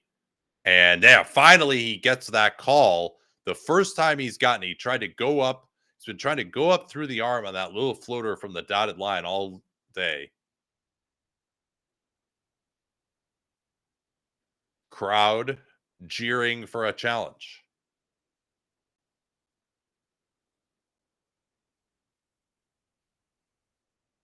But now Morant has the ball. They can't do it. I think he went up through the arm, and that would have been a play that would have been sustained. And we still haven't seen the replay yet. This is the Memphis feed we're looking at. And Morant rims that in. That was a big play to push it back to 8. 5 minutes left. Memphis probably about an 85% favorite right now. Into the corner. Here's a drive by Dinwiddie. And that was smart by Dinwiddie because a controversial call just happened at the other end. In theory, controversial. So go for the same move pretty much. And the referees are only human. They have a good for the goose, good for the gander philosophy. And if they just gave the call on one end, that's the biggest thing that players will complain about. Oh, call it the same both ways. So if you can try to create the same situation that they just called on the other end, it's pretty smart.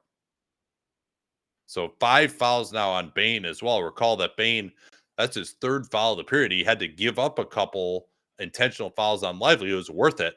So Smart is in for Bane. They're going to be pretty limited on spacing right now. I think Wells is going to have to hit some shots. Smart against Luka. It's a good hiding place, and that's why. Why? Why is Marcus Smart trying to attack off the dribble at this point? Now Washington has the size advantage on Morant. And Morant pulled the chair on him beautifully. Washington's on the ground. They throw it ahead to Morant, and he threw it out of bounds. Terrible pass. And Marcus Smart, it always abuses me when Marcus Smart's like, hey, calm down, calm down. It's like, dude, you fucking calm down. Like, you're the one making terrible headlong drives and turning it over just as much as anyone else.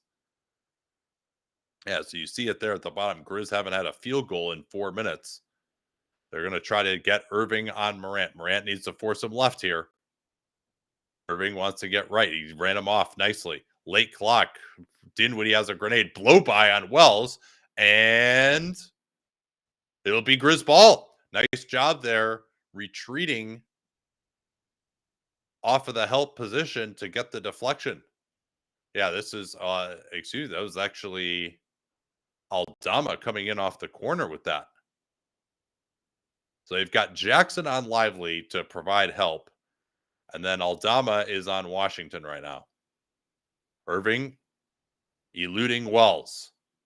Oh, man, the Mavs have had some pretty good looks that could have made this even better. Grizz are missing threes a lot. Here's Miranda in transition. Underneath Wells, it's loose. He's going to get tied up by Washington, and Washington pleased with himself there. He's going to be a favorite on this jump ball.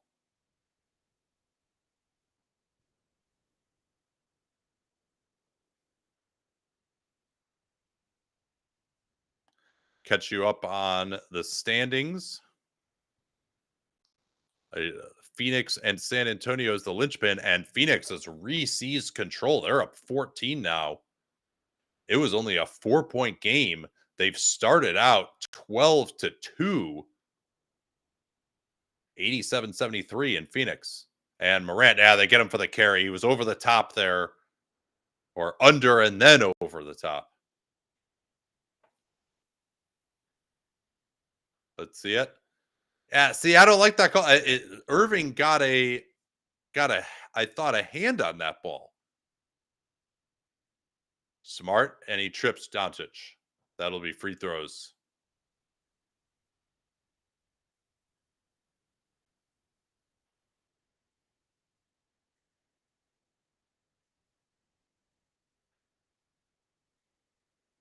Yeah, I mean these free throws by Memphis. I mean, a lot of those have been like intentional style of fouls under the basket.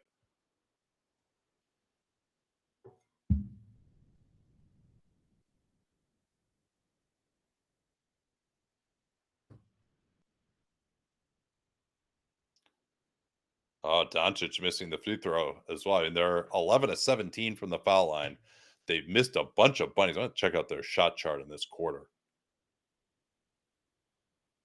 And here's that between free throws timeout that Phil Jackson, I believe, was the first to do. Steve Kerr kind of repopularized it.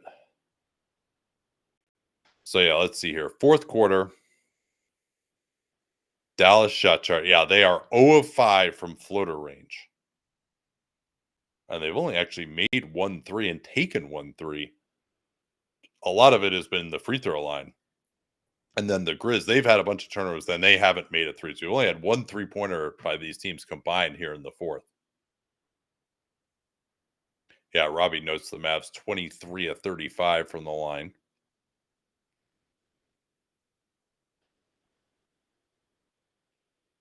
So Dallas should still be in okay shape here. Well, let's check out where they are in relation to Phoenix if they could win. So if they could win, yeah, I mean, this is close now. Phoenix is plus 33, Dallas is plus 35. If Dallas wins, they'll be at least plus 42. So Phoenix would need to win by 9 points more than they're winning right now to have a shot if Dallas wins, and probably more than that. That's also if Phoenix wins. If San Antonio could come back, then that would put OKC into the wild card at plus 45 into the wild card mix, and Dallas would need to win by 5 in this game.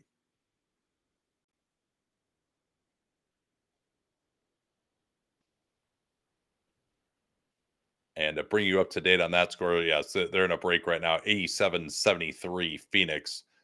San Antonio with only 2 points in the first 4 minutes of the quarter. So Dallas has more points scored than OKC. Let's see. Points for. Yes, that is correct. Yeah, Dallas has put up some. Yeah, they had that game against New Orleans where they just went ape shit. So yeah, the Dallas would only have to win by 4. Thank you. That's a good point there in the comments.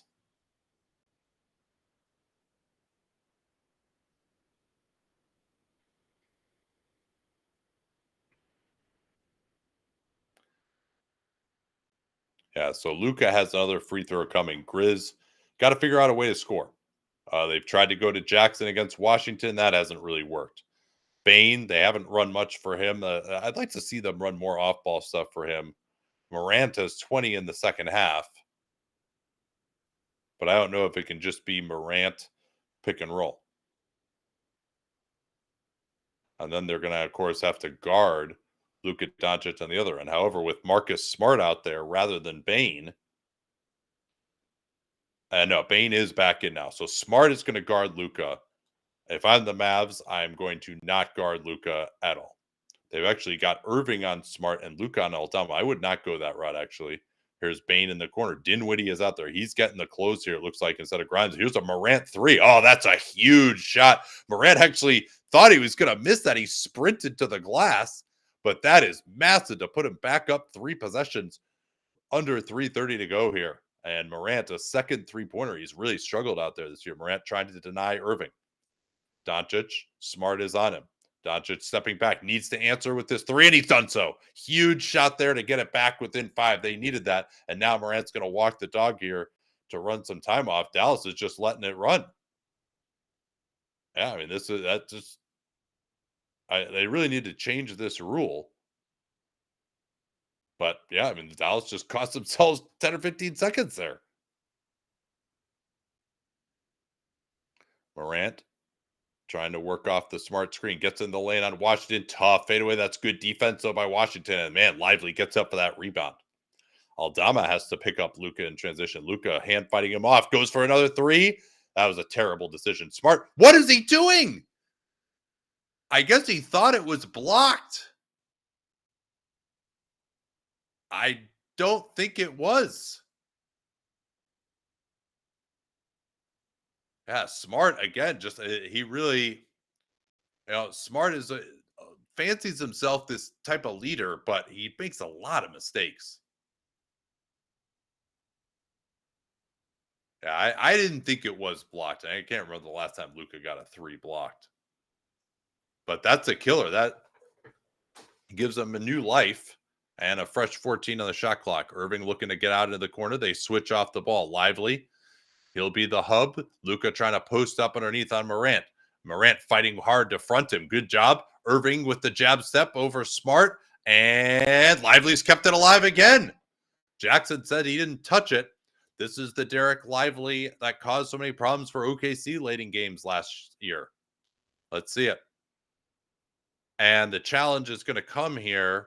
And looks like, is Lively's right hand get in there?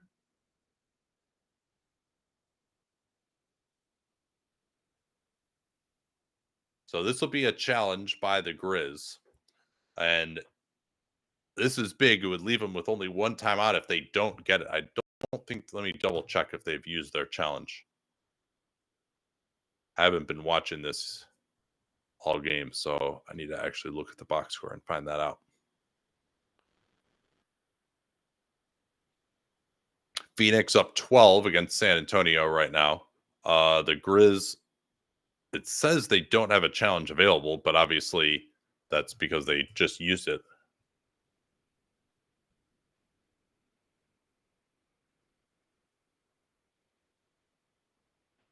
All right, so yeah, this is their last challenge. So they're going to lose this timeout regardless, but that's big to get the possession back. Well worth the use of the timeout in that circumstance.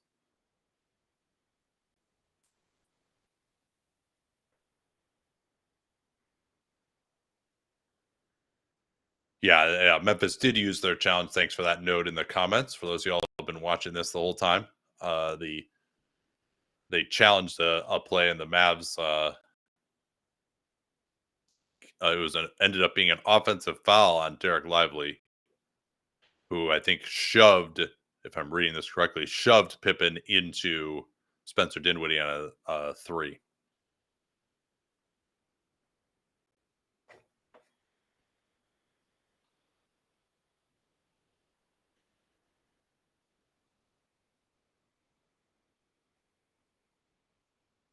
Yeah, so they are looking to see if Lively got fouled in this instance. A note, by the way, no spoilers in the comments, please.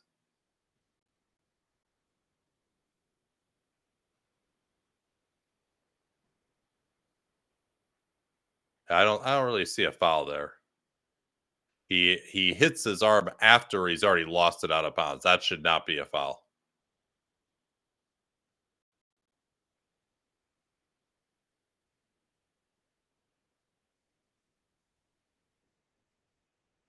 Yeah, this is taking a little too long here. But I don't want to go back to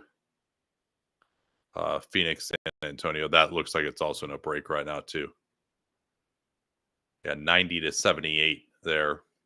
In that game, if you're joining us late, KD out with a sprained ankle late in the first half, stepped on the foot of Julian Champagny in transition.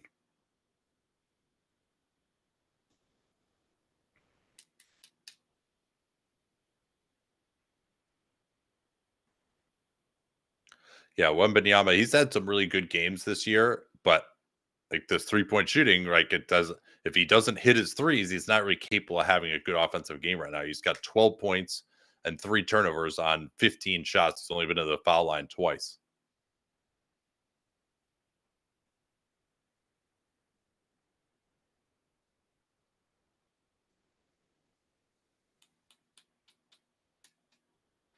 All right, let's hit. Up. There we go. Foul.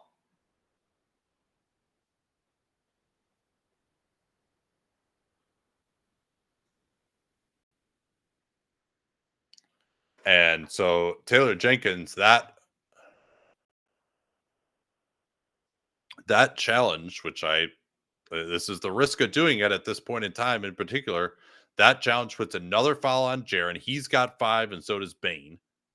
And it's going to send Derek Lively to the line when it would have just been Dallas ball.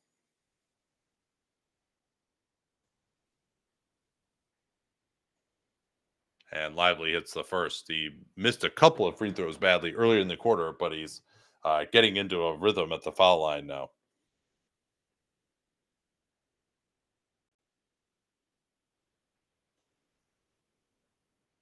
And he's got 2 there. Down to 3. The Grizz are going to have to find a way to score. 12 points have been sliced off the lead here. Bane slips out of the screen. He goes at Dinwiddie. Kick out corner. Jackson. No. Passes a little bit to his right. Mavs can tie. Oh, what a terrible foul by Smart. I can't watch this guy anymore.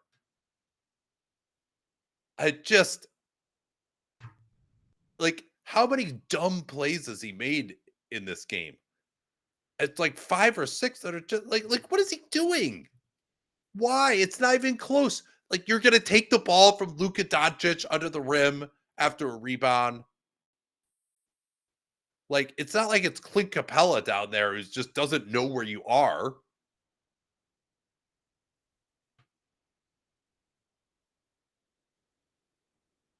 And Luka hits the first. Mavs getting plenty at the foul line here in the fourth.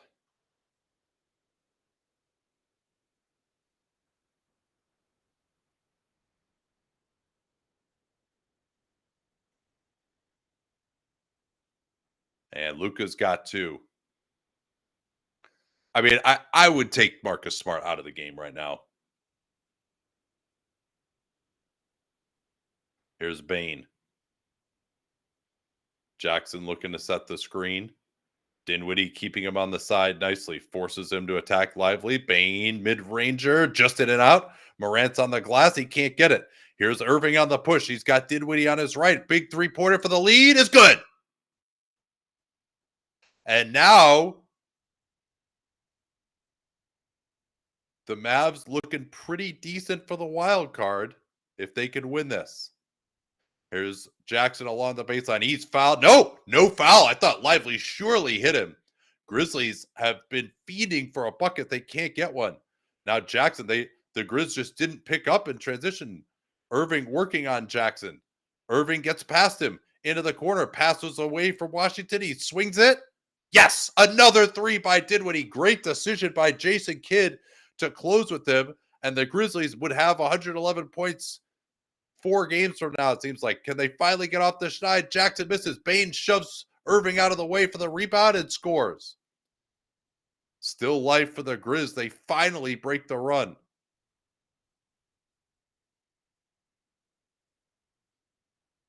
Yeah, Jalen Wells is at the table, it looks like. They actually set a screen to get Bane onto Irving with the 5 fouls rather than Morant. Irving going to run it down here. Grizz should have only 1 timeout left. Here's Irving. No. And Aldama couldn't box out Lively. Lively really hurting them on the glass. 8 to shoot. Smart got hit in the face, I guess. And they give up a wide open 3. Smart just stopped playing. Something happened to his hand or something. That would have been his rotation to Washington. He didn't do it. And this is over.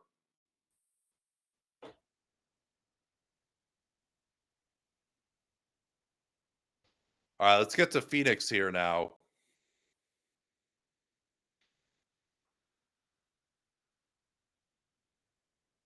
It's an 11-point game with 3:20 left. If the Spurs were to somehow come back and win, the point differential in this game would matter.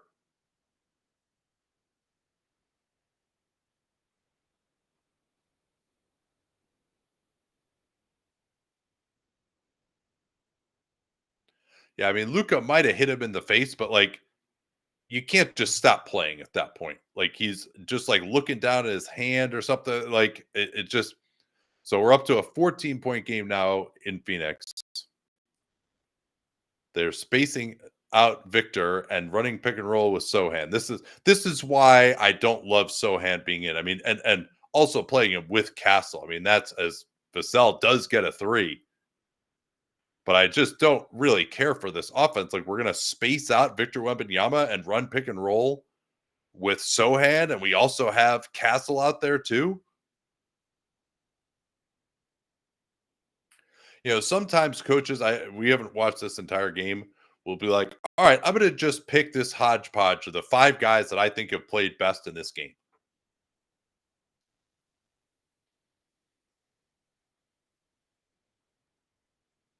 And it's nice to reward guys, but also you got to make a lineup that makes sense out there. I mean, Sohan and Castle together, that doesn't make a lot of sense to me.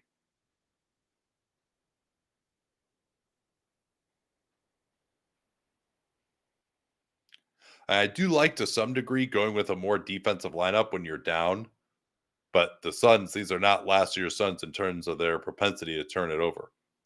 Booker gets two here, and Spurs NBA Cup lives hanging by a thread. Here's Paul, and he can't get it. No, he knocked it away from behind by Booker, but it goes out of bounds instead. Yeah, one more bucket here, and it's truly over. The odds the Pistons picked that the Wolves got in the Carl Towns trade converts this year. I believe it's top 13, then reduces to 11, and then 9 off the top of my head. I think pretty low. The Pistons actually making the playoffs seems. Oh, nice play by Vassell, knocking it off of Beal.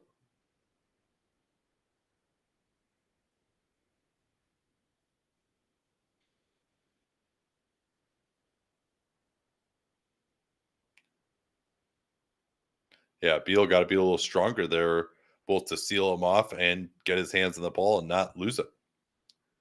Here's Wembanyama going to try O'Neal. Good help from Beal. That's going to be a charge. Yeah, Wembanyama totally out of control there. Beal, it just looked like he was waiting there all day. But that's the danger of playing a bunch of non-shooters is Bradley Beal. I didn't see exactly who he was guarding. Yeah, that's exactly what's happening there. He's guarding Chris Paul, and Paul tried to cut through. Part of that too is Wembanyama probably needs to wait for him to clear. But hopefully Victor's okay there. Looks like they taking a timeout. Oh, they're gonna challenge this? Yeah, you might as well at this point in the game. Did he make the shot?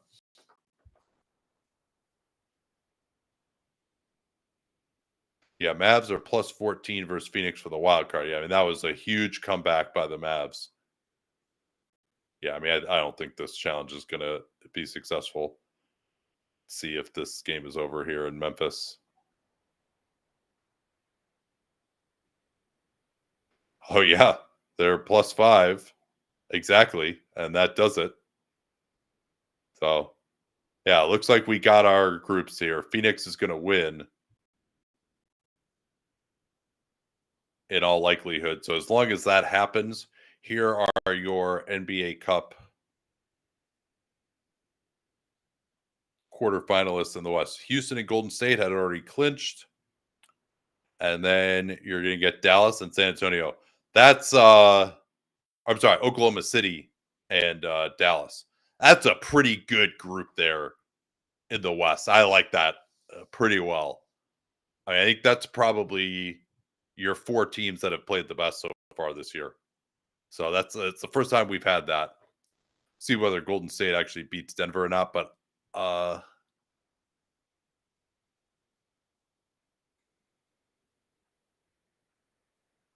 guess I'll just stick around here to see whether they truly end this. One more bucket will do it, up 13 with under 2 minutes to go. Double team on Booker. Castle is on him. O'Neal will set the screen. He slammed into Castle, and then he was out of position to go get that on the pick and roll. Here's Vassell over Iguodaro in transition. Okay, down to 10. Let's see if the Suns can choke this away again. They did it against San Antonio at home early last year, and probably the classic fall from ahead loss by the Suns last year. And Beal got deflected again. Maybe he can give the ball to Tyus Jones here to at least not turn it over. All they have to do is not turn it over the rest of this game, and they'll win it. They get it into O'Neal. He'll drive. Now Jones looking for Booker. They wanted him to swing it. They didn't. Booker, one-on-one. Good defense by Castle. Booker missed it, but at least they didn't turn it over. 10-point game. Iguodaro picking up Paul. Now Vassell into the post. Wemby, they'll be fine with the 2 here. They should be out. There's another deflection. Spurs lucky to get it back. Castle fires the 3. Missed it. Sohan on the glass. And he finishes. But that's fine. Giving up a 2 in that situation as Phoenix. Not the end of the world. Time ran off the clock. They'll try to pressure here. Beal gets it over with a second to spare. They want to involve Chris Paul in the pick and roll. They pre-switched the first one. Now it's going to be Beal blowing by Vassell, and that'll do it. All right, we're going to do our pod here later. Thanks so much for joining me. I had a lot of fun. Not as good as the quarterfinal day last year, but still quite enjoyable. And yeah, we'll talk to y'all next time.